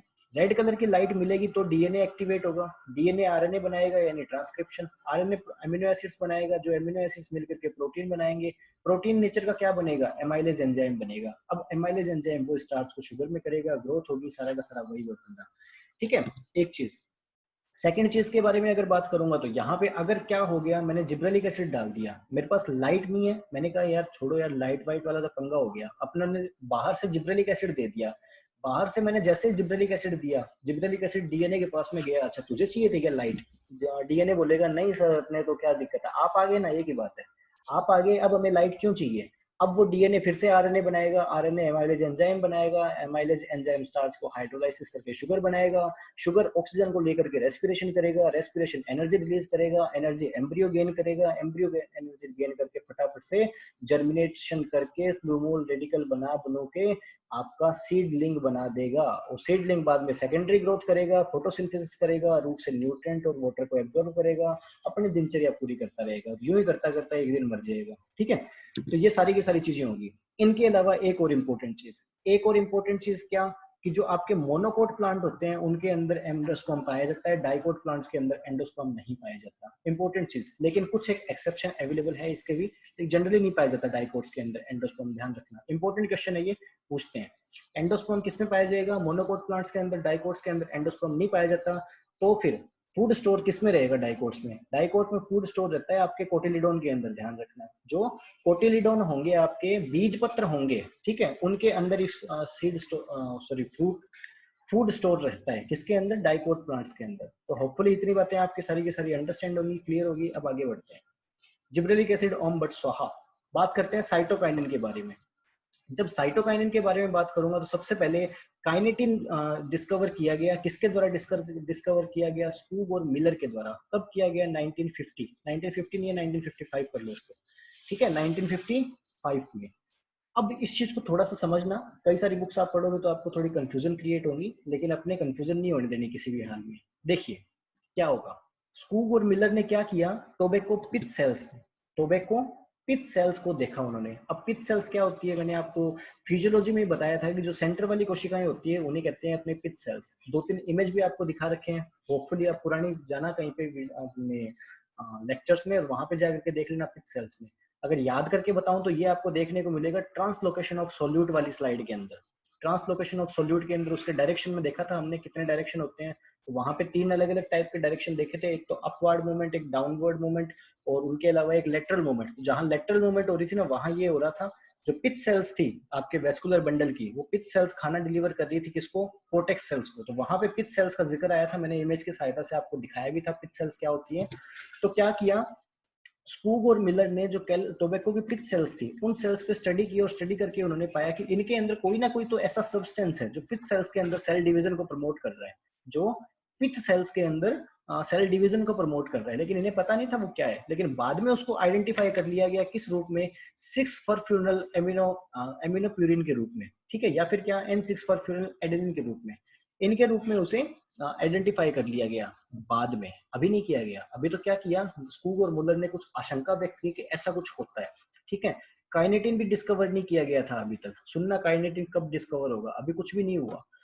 बाद में क्या हुआ, बाद में स्कूब और मिलर ने क्या किया, एक मछली थी जिसका नाम हो गया हेरिंग फिश, ठीक है, हेरिंग, ठीक है, हेरिंग के स्पर्म के डीएनए से, हेरिंग के स्पर्म के डीएनए से एक केमिकल को आइसोलेट किया। और वो केमिकल कैसे आइसोलेट किया, कैसे सब्सटेंस को आइसोलेट किया, जब उस स्पर्म डीएनए की ऑटोक्लेविंग कर रहे थे ये, ठीक है, ऑटोक्लेविंग कर रहे थे। अब आपको पता है स्पर्म है तो स्पर्म के अंदर डीएनए तो होगा ही होगा, तो स्पर्म डीएनए की जब ऑटोक्लेविंग कर रहे थे, तो ऑटोक्लेविंग, अब ऑटोक्लेव आप जानते हो ऑटोक्लेविंग का टेम्परेचर कितना रहता है, 121 डिग्री सेंटीग्रेड पे टेम्परेचर अपने स्टीम को जनरेट करते हैं। ऑटोक्लेविंग क्या है, पानी के टेम्परेचर को 121 डिग्री सेंटीग्रेड का कर देना, जिससे क्या होगा, भाप उत्पन्न होगी, और भाप की सहायता से क्या हो जाएगा, स्टेलाइजेशन हो जाएगा। तो जब डीएनए को इतने हाई टेम्परेचर पे रखा ना, तो डीएनए के अंदर क्या था, अब डीएनए होता क्या है, पॉलीन्यूक्लियोटाइड होता है, डीएनए पॉलीन्यूक्लियोटाइड होता है। और न्यूक्लियोटाइड कितने तरीके के होते हैं? 4 तरीके के होते हैं। किस चीज के आधार पे न्यूक्लियोटाइड की बात करेंगे? 3 चीजें होती है न्यूक्लियोटाइड में। एक होगी आपकी शुगर, दूसरी आपकी क्या होगी फॉस्फेट ग्रुप, और तीसरा आपका क्या हो गया नाइट्रोजन बेस। अब नाइट्रोजन बेस 4 तरीके के होते हैं। इन 4 तरीके के नाइट्रोजन बेस के आधार पे डिपेंड करेगा कि आपका ये कितने टाइप का होगा। ठीक है, क्या बोलते हैं इसे, सॉरी, आपका जो डी पोलीन्यूक्लियो सॉरी न्यूक्लियोटाइड है वो किस टाइप का होगा। तो यहाँ पे 4 अलग अलग टाइप के होते हैं। कौन कौन से? एक तो वो जिसके अंदर क्या पाया जाएगा एडेनिन, दूसरे के अंदर क्या आपके साइटोसिन, तीसरे के अंदर क्या ग्वानिन, और चौथे के अंदर क्या थायमिन। ठीक है, तो ये 4 अलग अलग तरीके के आपके क्या हो सकते हैं, आपके न्यूक्लियोटाइड हो सकते हैं। इतनी बातें हमने कर ली। तो इन चारों में से वो वाला जिसके अंदर कौन सी प्यूरिन पाई जा रही थी, एडेनिन पाई जा रही थी, इनके अंदर एडेनिन पाई जा रही थी। वो एडेनिन वाला हाई टेम्परेचर पे आने की वजह से किसी एक सब्सटेंस के अंदर कन्वर्ट हो गया। जो सब्सटेंस कौन सा था? काइनेटिन था। ध्यान रखना, जो सब्सटेंस कौन सा था? काइनेटिन था। स्कूग और मिलर ने बाद में इसी सब्सटेंस की खोज की थी, लेकिन कब करी? टोबैको पिथ कैलस के अंदर नहीं करी, हैरिंग के स्पर्म डीएनए से करी। ध्यान रखना इस चीज को, हैरिंग के स्पर्म डीएनए से इसकी खोज करी, यहां से नहीं करी, टोबैको पिथ कैलस से नहीं करी। फिर इन्होंने उस चीज को सिमिलर कर दिया कि हाँ जी ऐसा ऐसा करके ना इससे सिमिलर चीज हो सकती है वहां पे, इसके समान चीज वहां पे हो सकती है जो वहां पे सेल डिवीजन को प्रमोट कर रहा था। ओके ना? तो काइनेटिन अभी तक जो था, अभी तक जो काइनेटिन था वो काइनेटिक कैसे नेचर का रह गया? सिंथेटिक नेचर का रह गया। ध्यान रखना, इनको खुद को नहीं पता था कि नेचुरल तरीके से भी पाया जा सकता है। ठीक है, इन्होंने यही चीज मान ली कि ये क्या था, प्राकृतिक नहीं है, ये कृत्रिम है। मैंने ऑटो कैल्विन के साथ में पंगे लिए तो जाकर के ये सब्सटेंस मुझे मिला। ठीक है ना, बात समझ में आई? लेकिन आप लोग क्या मानोगे? आप लोग काइनेटिन को क्या मानोगे? आर्टिफिशियल साइटोकाइनिन ही मानोगे। ध्यान रखना, अगर आपने थोड़ा सा एडवांस चीजों में आ गए ना फिर चक्कर गड़बड़ हो जाएगी। क्योंकि देखिए किताबें अलग चीज है, किताबों में जो चीज लिखी होती है आपको उसको मानना पड़ता है। फॉर एग्जाम्पल जो फेलरिस माइनर है उसको रोकने के लिए आज के टाइम में उनमें से कोई भी केमिकल यूज नहीं हो रहा, लेकिन हम आज भी आइसोप्रोपियोन पढ़ रहे हैं, मेट सल्फ्यूरोन पढ़ रहे हैं, सल्फोसल्फ्यूरोन पढ़ रहे हैं, जो आपके क्या नाम है उसका, मुझे नाम भी याद नहीं आ रहा उसके पेस्टिसाइड का, एंडोसल्फान। ठीक है, एंडोसल्फान आपके बंद हुए जमाना हो गया, लेकिन फिर भी एंडोसल्फान पढ़ रहे हैं अपने। डीडीटी को बंद हुए जमाना हो गया, लेकिन फिर भी डीडीटी पढ़ रहे हैं। तो किताबें अलग चीज है, उनके अंदर वो चीजें आती हैं, अपने को पढ़ना पड़ता है, पेपर में क्वेश्चन आता है, अपने को उसके अकॉर्डिंग पढ़ना पड़ता है। अभी 1990 के समथिंग या पता नहीं उसके अकॉर्डिंग 19 समथिंग के समथिंग कोई साइंटिस्ट था, उन्होंने अपनी रिसर्च से ये चीज बोली कि काइनेटिन जो है वो जरूरी नहीं कि हमेशा सिंथेटिक हो, वो प्लांट्स के अंदर हमेशा से मौजूद रहता है, इवन ह्यूमंस के अंदर भी मौजूद रहता है। सेल डिवीजन को प्रमोट करता है, ह्यूमंस में, प्लांट्स में, हर जगह मौजूद रहता है वो। ठीक है, लेकिन अभी तक ये बात एक बुक्स में नहीं आई। बुक्स में क्या चीजें आई है कि काइनेटिन है वो क्या है, सिंथेटिक नेचर का है। जो नेचुरल नेचर का है वो क्या है, जिएटिन है। नेचुरल नेचर का क्या है, जिएटिन है। बात करेंगे सारी चीजों के बारे में। फिलहाल मैंने आपको what is the theory, what is the fact, what is the truth, सारी चीजें बता दी। अब आप पे डिपेंड करता है, लोकतांत्रिक देश के आप आजाद नागरिक हो, आप जो मानना चाहो वो मान सकते हो। जितने भी फैक्ट्स थे, जितनी भी सही बातें थी वो मैंने सारी आपको बता दी। अब आगे देखिए क्या है। तो क्या था, मिलर ने बाद में इस चीज को आइडेंटिफाई किया कि हाँ जी ये चीज है। कैसे आइडेंटिफाई किया? वो ये आपके क्या, डीऑक्सीराइबो एडेनोसिन से किया। डीऑक्सीराइबो एडेनोसिन क्या है, एक न्यूक्लियोटाइड है। ओके, इतनी बातें हमें समझ में आ गई, ऑटो कैलरिंग से किया, सारी बातें हम समझ गए। बाद में क्या हुआ, इसके स्पेसिफिक इफेक्ट से, अब काइनेटिन तो हमने खोज लिया, प्लांट से नहीं खोजा, कहाँ से खोजा है, हेरिंग के स्पर्म डीएनए से आइसोलेट किया है इसे। क्या हो गया, काइनेटिन हमने खोज लिया। अब इसके इफेक्ट को जब हमने स्टडी किया तो इसका इफेक्ट क्या था, साइटोकाइनेसिस। अब हम अच्छी तरीके से जानते हैं, सेल साइकिल हम सारा पढ़ चुके हैं। सेल साइकिल हमने पढ़ा तो सबसे पहले उस पर इंटरफेज आता है, फिर कैरियोकाइनेसिस आता है, फिर साइटोकाइनेसिस आता है। साइटोकाइनेसिस का मतलब क्या हो गया, साइटोप्लाज्म का डिवीजन होना, लेकिन यहाँ पे ब्रॉड रूप से उसको बोल दिया गया सेल डिवीजन। बड़े रूप से उसको क्या बोल दिया गया, सेल डिवीजन। क्योंकि आपके जो ये जो सब्सटेंस था, वो सब्सटेंस क्या कर रहा था, अपना एक विशिष्ट प्रभाव शो कर रहा था किस चीज के अंदर, कोशिका के विभाजन के अंदर। इस चीज के लिए इसका नाम क्या दे दिया गया, साइटोकाइनिन, या फिर क्या दे दिया गया, काइनेटिन। ठीक है ना, ध्यान रखना इन चीजों को, साइटोकाइनिन या फिर काइनेटिन।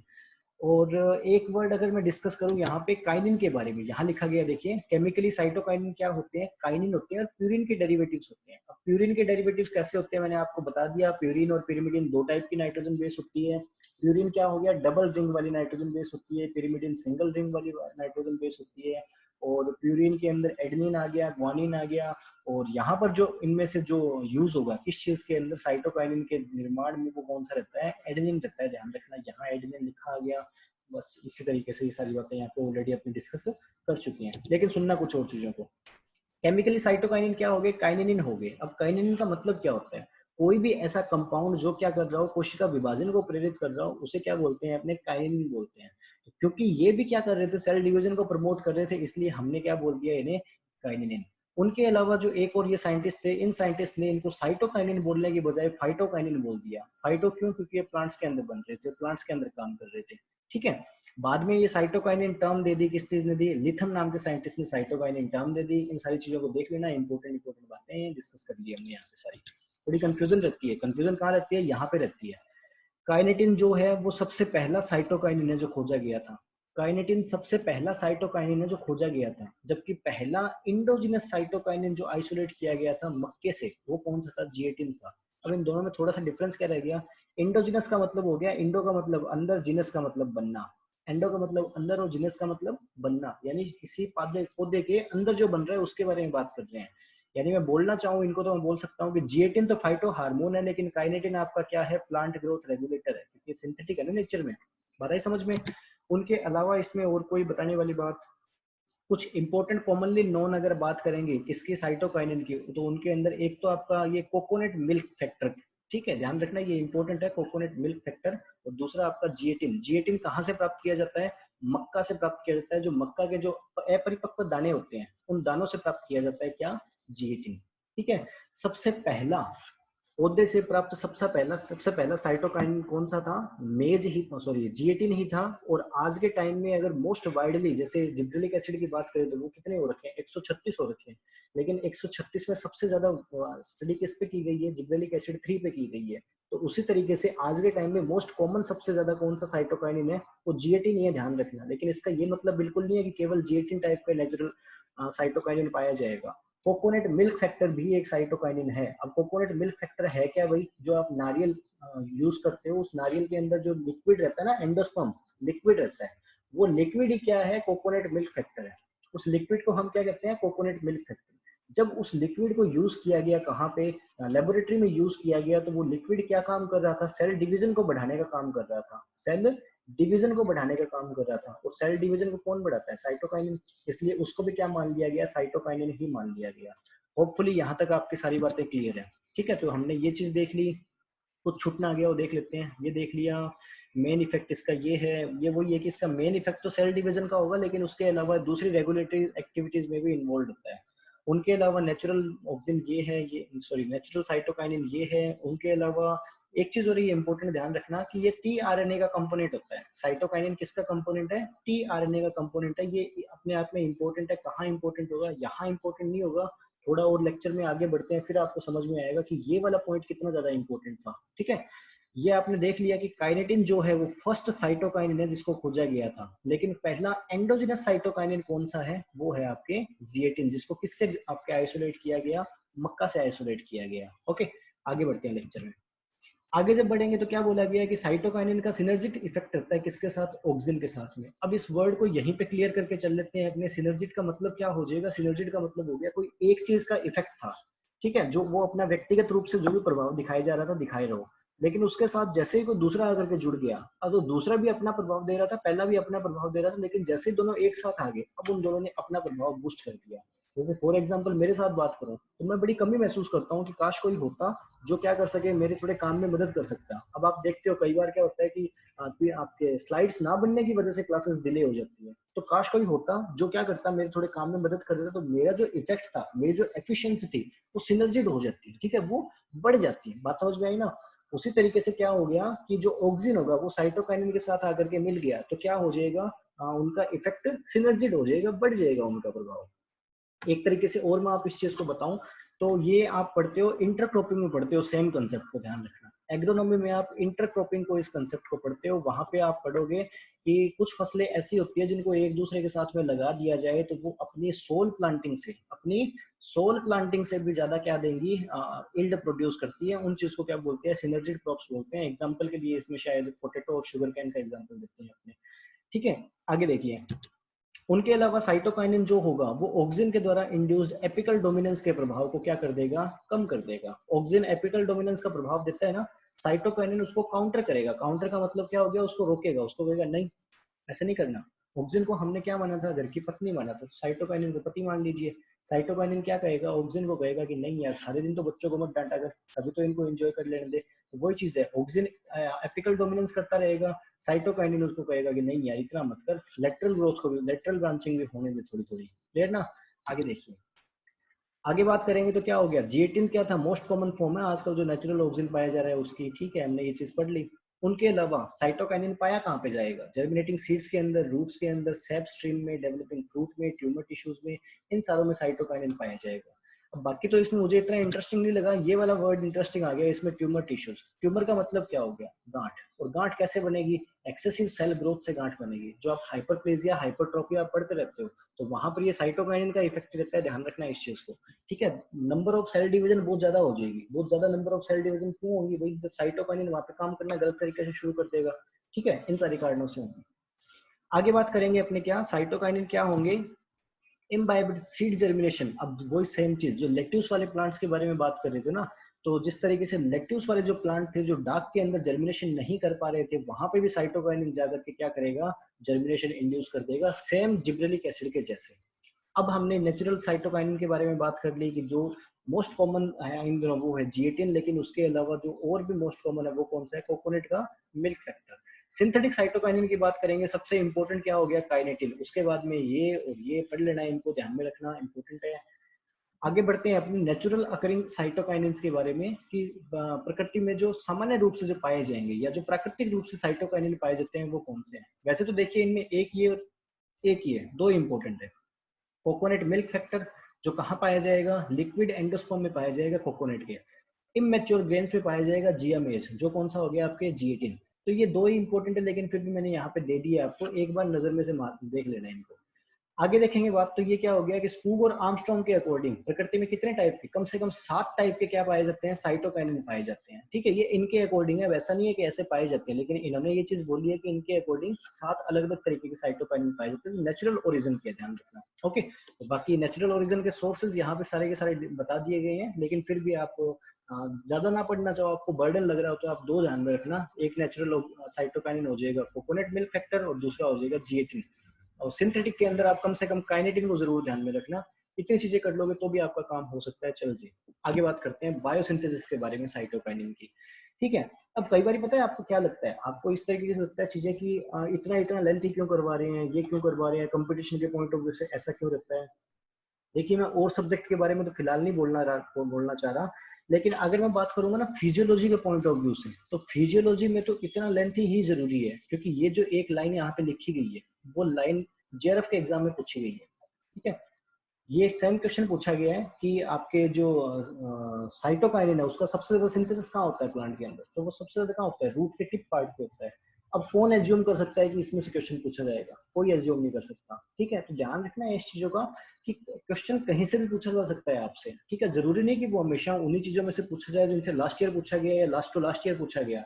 नहीं, एक बार फिर से बोल रहा हूँ, अगर 100 क्वेश्चन आएंगे एग्जाम में, 40 क्वेश्चन से 50 क्वेश्चन ऐसे होते हैं जो सबको आ रहे होते हैं, वो आपका सिलेक्शन कभी नहीं करवाते। केवल ये जो बच गए ना 20 से 30 क्वेश्चन जो मॉडरेट टाइप के होते हैं, जो सबने डिटेल में पढ़ रखा है, वो आपको सिलेक्शन करवाते हैं, वो वाले ये क्वेश्चन होते हैं, ध्यान रखना। पीजीआर के बारे में बात करूंगा, पीजीआर मोस्ट इंपोर्टेंट टॉपिक है, लेकिन उसमें से ऐसे आड़े टेढ़े क्वेश्चन ही आते हैं, हर किसी के बस की बात नहीं होती, थोड़ा सा बस उनको ढंग से पढ़ने की रिक्वायरमेंट रहती है। उसके बाद में आप पीजीआर के क्वेश्चन कर सकते हो, बिल्कुल एज इट इज लाइन उठा करके पूछते हैं, सबसे इजी क्वेश्चन पीजीआर के रहते हैं, लेकिन तब जब आपने पीजीआर को अच्छे से पढ़ रखा हो। दूसरा, पीजीआर आप फिजियोलॉजी में पढ़ लीजिए, हॉर्टिकल्चर में पढ़ लीजिए, कहीं भी पढ़ लीजिए, बात एक ही है। तो मेरे ख्याल से मैं फिजियो नहीं करवा रहा, हॉर्टी भी साथ में लपेट रहा हूँ, और इन सेम लेक्चर्स को अपलोड करूंगा मैं, हॉर्टिकल्चर की जब प्लेलिस्ट बनाऊंगा ना यूट्यूब पे, तो उनमें सेम लेक्चर्स को अपलोड करूंगा, एक लाइन भी इधर उधर नहीं करूंगा। आगे देखिए, आगे जब यहाँ पे बात करेंगे अपने साइटोकाइनिन के बायोसिंथेसिस के बारे में, तो देखिए हमने लेक्चर के स्टार्ट में जब साइटोकाइनिन पढ़ना शुरू किया था, उस टाइम मैंने आपको ऑटोक्लेविंग वाली चीजें बता दी कि कहाँ से बन के आया काइनेटिन।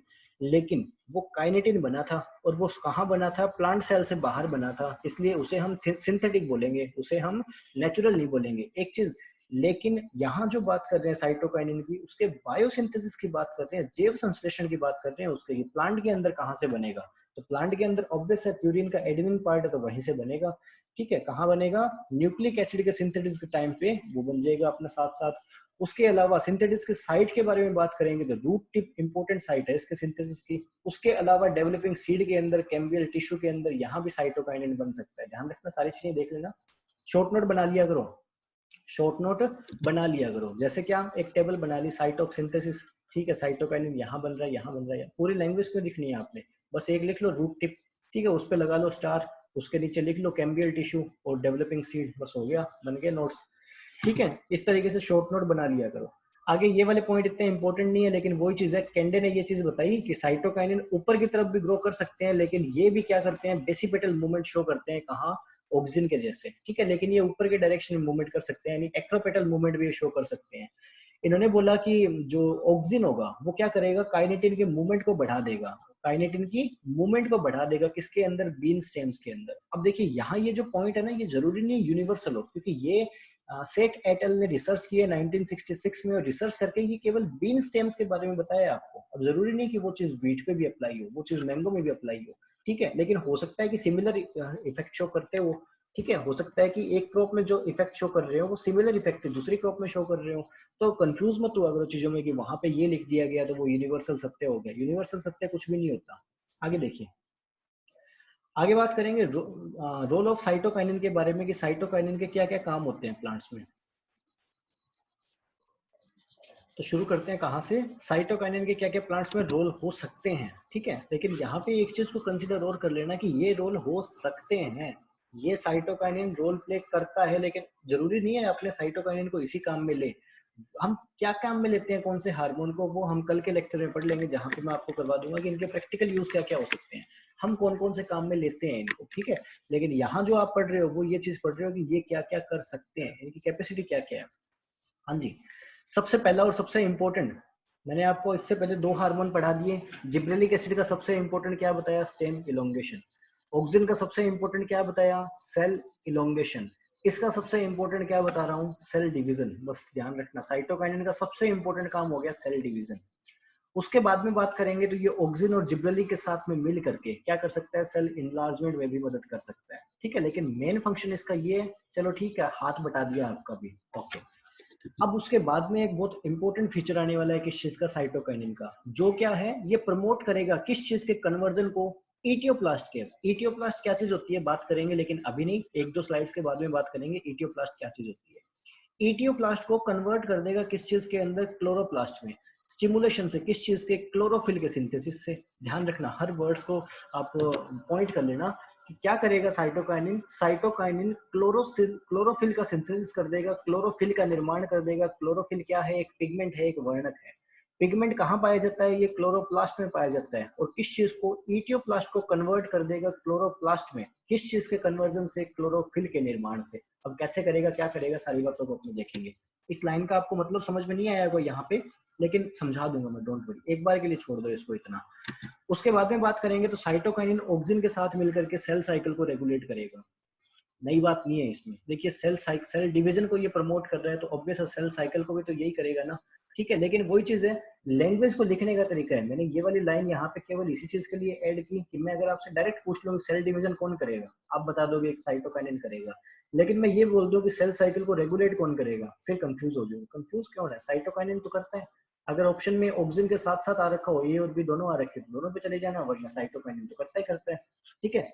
आगे देखिए, आगे बात करेंगे अपने किसके बारे में, कि साइटोकाइनिन ऑक्सिन के साथ मिल करके क्या करेगा, मोर्फोजेनेसिस में अपना रोल प्ले करेगा। अब मोर्फोजेनेसिस, दो वर्ड निकल के आए बाहर, एक निकल के आया मोर्फ, एक निकल के आया जेनेसिस। मोर्फ का मतलब क्या हो गया, रूप। जेनेसिस का मतलब क्या हो गया, निर्माण होना, यानी रूप का निर्माण होना। रूप का निर्माण होना यानी क्या, जो कैलस है आपका, जो कैलस है, अनडिफरेंशिएटेड ग्रुप है कोशिकाओं का, कोशिकाओं का अविभेदित समय है, जो कैलस है, उस कैलस से किसका निर्माण हो जाना, रूट और शूट का, ठीक है, जड़ और तने का निर्माण हो जाना उस कैलस से।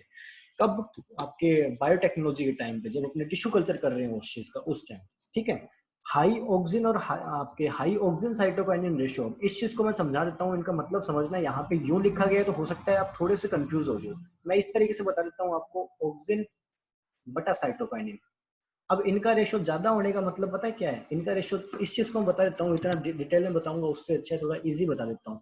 देखिए, एक है ए और एक है बी। अब मैं कह रहा हूँ कि ए बी का रेशो ज्यादा है, AB का रेशो ज्यादा है। ज्यादा कब होगा इनका रेशो? जब ऊपर वाले की मात्रा ज्यादा होगी, नीचे वाले की मात्रा कम होगी। उसी तरीके से यहाँ क्या बोल दिया गया, हाई ऑक्सिन साइटोकाइनिन। तो इसका मतलब ये हो गया कि ऑक्सिन की मात्रा तो ज्यादा है और साइटोकाइनिन की मात्रा कम है। किस तरीके से देखते हैं इनको, न्यूमेरिकल वैल्यू में कन्वर्ट करता हूँ। ए की मात्रा मैंने कर दी 10, बी की मात्रा मैंने कर दी 10, दोनों की मात्रा इक्वल है, रेशो क्या आएगा 1।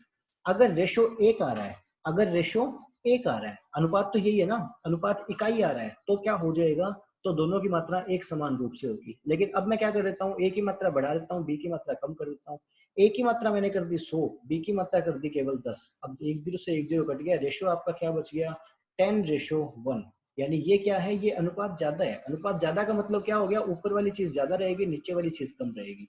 अगर मैं कह दूं लो ऑक्सिन साइटोकाइनिन रेशो, तो उसका मतलब क्या रह जाएगा कि ऑक्सिन की मात्रा कम होगी, साइटोकाइनिन की मात्रा ज्यादा होगी, रेशो आपका 1 से कम रह जाएगा। इस तरीके से 10/100 करेंगे तो क्या रह जाएगा, 1:10 रह जाएगा। ठीक है, या फिर इसको मैं कह सकता हूँ क्या, 0.1। ठीक है ना, तो वही चीज है, 1 से ज्यादा, 1 से कम और 1 से 1 के बराबर, तीन टाइप के रह सकते हैं आपके रेशो, तो उनको ध्यान रखना। हाई ऑक्सिन साइटोकाइनिन रेशो होगा तो ऑक्सिन की मात्रा ज्यादा होगी। अब मैंने आपको रेशो समझा दिया। रेशो क्यों समझाया, क्योंकि एग्जाम में क्वेश्चन इसी लैंग्वेज में आता है, एग्जाम में क्वेश्चन इसी लैंग्वेज में आता है। लेकिन हमें डिकोड कर लेना है बस किस चीज को, कि ऑक्सिन ज्यादा है या साइटोकाइनिन ज्यादा है, और उसके बाद में ये चीज मिला लेनी है हमने कि अगर ऑक्सिन ज्यादा हुआ तो वो किसको बढ़ाएगा, रूट की ग्रोथ को बढ़ाएगा, ध्यान रखना। ठीक है, और अगर साइटोकाइनिन ज्यादा है तो वो किसकी रूट ग्रोथ को बढ़ाएगा, आपके शूट की ग्रोथ को बढ़ाएगा। बस बात खत्म। ठीक है, किसको यूज करते हैं अपने रूट की ग्रोथ को बढ़ाने के लिए, आईबीए को यूज करते हैं, इंडोल ब्यूटेरिक एसिड को यूज करते हैं, या फिर कई बार इंडोल एसिटिक एसिड को भी यूज करते हैं, पर ज्यादा यूज करते हैं इंडोल ब्यूटेरिक एसिड को। अब indole butyric acid natural auxin है या सिंथेटिक ऑक्सिन, वो आप बुद्धिजीवी हो, मेरे से बेटर जानते हो। मेरे से पूछे तो मैं बोलूंगा जी सिंथेटिक ऑक्सिन है। ठीक है, आगे देखिए, अगर दोनों की मात्रा बराबर हो, ऑक्सिन और साइटोकाइनिन की मात्रा बराबर हो, तो क्या होगा, कोई टाइप का मोर्फोजेनेसिस नहीं होगा, कैलस की ग्रोथ होती रहेगी। ठीक है, सेल डिवीजन होता रहेगा, इनलार्जमेंट होता रहेगा, लेकिन मोर्फोजेनेसिस नहीं होगा, ना रूट बनेगी ना शूट बनेगी। आपको ऑक्सिन का रेशो कम ज्यादा करना ही पड़ेगा। बायोटेक्नोलॉजी के लेक्चर में जाओगे, वहां पे मैंने आपको ये चीज समझा भी रखी है अच्छे से। जो लोगों ने लेक्चर नहीं देखा होगा, वो यूट्यूब पे अपलोडेड किया गया है बायोटेक्नोलॉजी का लेक्चर। फर्स्ट ईयर वाले तो मत देखना, आपके काम का तो है नहीं, लेकिन जो कंपटीशन एग्जाम की तैयारी कर रहे हैं वो लोग जरूर देखना। जो जेनेटिक्स की प्लेलिस्ट बनी हुई है चैनल पे, उस जेनेटिक्स की प्लेलिस्ट में डाला हुआ है बायोटेक्नोलॉजी का लेक्चर, छोटा लेक्चर है, देखना उसको। ये वाला कंसेप्ट वहां से आपके क्लियर हो जाएंगे। आगे बात करते हैं, साइटोकाइनिन क्या करेगा, सेंसेशन में डिले करेगा। अब सेंसेशन का मतलब क्या होता है, जीर्णता। जीर्णता का मतलब क्या हो गया, बुढ़ापे की तरफ जाना। पत्ती बुढ़ापे की तरफ कब जाएगी, जब पत्ती क्या होगी, नई पत्ती होगी, बिल्कुल छोटी सी अनरोल्ड। वो पत्ती खुलेगी, खुल करके पूरी एक्सपेंड होगी। एक्सपेंड होने के बाद में क्या करेगी, थोड़े टाइम तक रहेगी, और थोड़े टाइम तक रहने के बाद के अंदर थोड़ा हल्का हल्का पीला होना स्टार्ट कर देगी, धीरे धीरे करके सूख जाएगी, पौधे से अलग हो जाएगी। यही होगा ना एक पत्ती की जिंदगी का टाइम। लेकिन ये साइटोकाइनिन तो क्या है, साइटोकाइनिन तो ग्रोथ प्रमोटर है। वो कहेगा माई रहने दे, तेरे को जिंदा रखूंगा मैं, तेरे को कुछ भी ना हो तेरे पास, लेकिन फिर भी मैं तेरे को जिंदा रखूंगा, क्योंकि मैं तो ग्रोथ प्रमोटर हार्मोन हूँ। मेरा तो काम ही क्या है, सेल डिवीजन करना। आपके चोट लग गई, आपके शरीर में चोट लग गई, तो वो चोट भरती कैसे है, वो चोट भरेगी, वहां पे कोशिकाएं विभाजन करना स्टार्ट कर लेंगी बहुत सारी। और जब सेल डिवाइड करके, सेल डिवीजन करके फिर से उस चीज को रिपेयर कर देगी, उस अंग की, आपके उस शरीर की मरम्मत कर देगी, उस टाइम आपकी चोट भर जाएगी। तो उसी तरीके से यहाँ क्या होगा, यहाँ जैसे ही कोशिका मरनी प्रारंभ करेगी, जैसे ही पत्ती मरना प्रारंभ करेगी, अब मैं बोल रहा हूँ लीफ मर रही है, लीफ कैसे मरेगी, लीफ थोड़ी मरेगी, लीफ के अंदर जो सेल्स है वो सेल्स मरना प्रारंभ करेगी। तो जैसे ही ये पत्तियों की कोशिकाएं मरना प्रारंभ करेगी, साइटोकाइनिन आएगा, दौड़ा दौड़ा, वो कहेगा मरने नहीं दूंगा तेरे को। अगर तेरी 4 सेल्स मर रही है तो मैं 40 नई सेल्स को उत्पन्न कर दूंगा, लेकिन तुझे मरने नहीं दूंगा। बात समझ में आई ना इस चीज को, किस तरीके से वो सेंसेशन को डिले करेगा। जैसे ही उसकी सेल्स मरना प्रारंभ करेगी, वो आकर के नई सेल्स को डिवीजन दे देगा, वो कहेगा नहीं मरने नहीं दूंगा। जैसे अपने बात करते हैं ना कि उचित हार्मोन से ट्रीट करके अपने जो परमानेंट टिश्यू है उनको भी डिवीजन में ला सकते हैं, तो वो उचित माध्यम कौन है, वो उचित माध्यम यही तो है साइटोकाइनिन जी। ये कहेंगे G0 स्टेज में चली गई ना सेल, अगर परमानेंट टिश्यू बन गई तो भी मैं डिवीजन करके छोड़ दूंगा, लेकिन मरने नहीं दूंगा। बात समझ में आई। तो इस तरीके से क्या कर लेंगे, सेंसेशन को डिले कर देते हैं ये। अब सेंसेशन को डिले कर देते हैं तो उसको क्या बोलते हैं, रिचमेंट लैंड इफेक्ट बोलते हैं। अब ये इंपॉर्टेंट है, ध्यान रखना, यहाँ से क्वेश्चन आने के चांसेस बढ़ जाते हैं कि ये इफेक्ट किससे रिलेटेड है। ये इफेक्ट रिलेटेड है साइटोकाइनिन से। अब इस इफेक्ट का मतलब क्या है, क्या चीज है, तो ये जो भाई साहब थे, इन्होंने क्या किया, एक एक्सपेरिमेंट किया। उस एक्सपेरिमेंट में इन्होंने क्या किया, एक पौधे की पत्ती को लिया, तोड़ दिया, उसे तोड़ करके साइड में रख दिया, और साइड में रख करके उसके साइटोकाइनिन की स्प्रे करते रहे। साइटोकाइनिन की स्प्रे करते रहे। अब वो पत्ती पौधे से अलग कर दी गई है, पौधे से अटैच नहीं है, लेकिन डिटैच्ड होने के बावजूद भी जो आपकी पत्ती है वो पत्ती डैमेज नहीं होती चली जा रही, मर नहीं रही, वो अभी भी जवान पड़ी हुई है। क्यों? क्योंकि जैसे ही पत्ती पौधे से अलग होगी, अब उसके अंदर सेल डिवीजन तो होना दूर, उसके जो सेल्स जो है वो कोशिकाएं मरना प्रारंभ कर देगी। लेकिन साइटोकाइनिन क्या बोलेगा? नहीं, मरने तो दूंगा ही नहीं, बोल दिया ना मैंने, आपकी 4 कोशिकाएं मरेंगी, मैं 40 कोशिकाएं नई उत्पन्न कर दूंगा, लेकिन मरने नहीं दूंगा। ठीक है, लेकिन एक पॉइंट आएगा जिस पॉइंट पे आकर के सेल डिवीजन करने के लिए खाना ही नहीं बचेगा, स्टोर फूड ही नहीं बचेगा, तो एक पॉइंट पे आकर के आपकी वो पत्ती भी मर जाएगी। लेकिन कंपेयर जब हम उससे करेंगे ना दूसरी पत्तियों से, कंट्रोल वाली पत्ती से कंपेयर करेंगे, तो साइटोकाइनिन की स्प्रे करने के कारण वो थोड़ी और दिन जिंदा रहेगी। बात समझ में आ गई ना ये चीज? और क्यों जिंदा रहेगी? क्योंकि उसने सेल डिवीजन करते रहा। तो ये सारी बातें होपफुली आपको यहाँ तक समझ में आ गई, और ये एक्सपेरिमेंट इन भाई साहब ने किया, इसीलिए इनको ये इफेक्ट बोल दिया जाता है। ध्यान रखना, इंपॉर्टेंट है ये। आगे बात करते हैं अगर इसके बारे में, तो वही चीजें, कोई पत्ती मरेगी क्यों, या कोई प्लांट ऑर्गन होगा वो मरेगा क्यों, उसके बारे में जब बात करेंगे, यहाँ पर क्या बोला गया कि the sensation of leaves usually accompanies with loss of chlorophyll. उनके अंदर जो क्लोरोफिल होगा वो क्लोरोफिल खत्म हो जाएगा। क्लोरोफिल खत्म हो गया तो क्या हो जाएगा भाई? तो फोटोसिंथेसिस नहीं होगा, फोटोसिंथेसिस नहीं होगा तो खाना नहीं होगा, खाना नहीं होगा, इस तरीके से उसकी डेथ हो जाएगी। और उनके अलावा किस चीज के कारण से मरेगा? ब्रेकडाउन होने की वजह से, प्रोटीन के ब्रेकडाउन होने की वजह से वो मरता चला जाएगा। प्रोटीन का ब्रेकडाउन क्यों होगा? ऑब्वियस है, कार्बोहाइड्रेट खत्म हो जाएगा तो प्रोटीन ही बचेगा। ठीक है, पहले किसको यूज किया जाएगा? कार्बोहाइड्रेट को, फिर फैट को यूज किया जाएगा, फिर प्रोटीन को यूज किया जाएगा। पौधों में फैट होता बहुत कम है, इसलिए कार्बोहाइड्रेट के बाद में प्रोटीन का नंबर आएगा सीधा। प्रोटीन का नंबर आएगा, उसको रेस्पिरेशन के यूज में लेना शुरू कर दिया जाएगा, तो क्या हो जाएगा? प्रोटीन का ब्रेकडाउन हो गया। प्रोटीन का ब्रेकडाउन हो गया तो कोशिकाओं का खत्म ही मामला। ठीक है ना? तो इन चीजों की वजह से प्लांट आपकी पत्तियां जो है वो मरती है, लेकिन जो साइटोकाइनिन होगा वो कहेगा नहीं नहीं नहीं नहीं, मैं इतने आसानी से मरने नहीं दूंगा। ठीक है, वो क्या करता रहेगा? वो डीएनए के साथ पंगा लेगा, क्योंकि वो एमआरएनए का हिस्सा है ना, वो डीएनए के साथ पंगे लेगा। डीएनए को कहेगा फटाफट से आरएनए बना, और आरएनए से फटाफट से प्रोटीन बनाओ। ठीक है, आरएनए से फटाफट से प्रोटीन बनाओ, जो शरीर में जितना भी नाइट्रोजन बचा हुआ उस नाइट्रोजन को लेकर के आओ।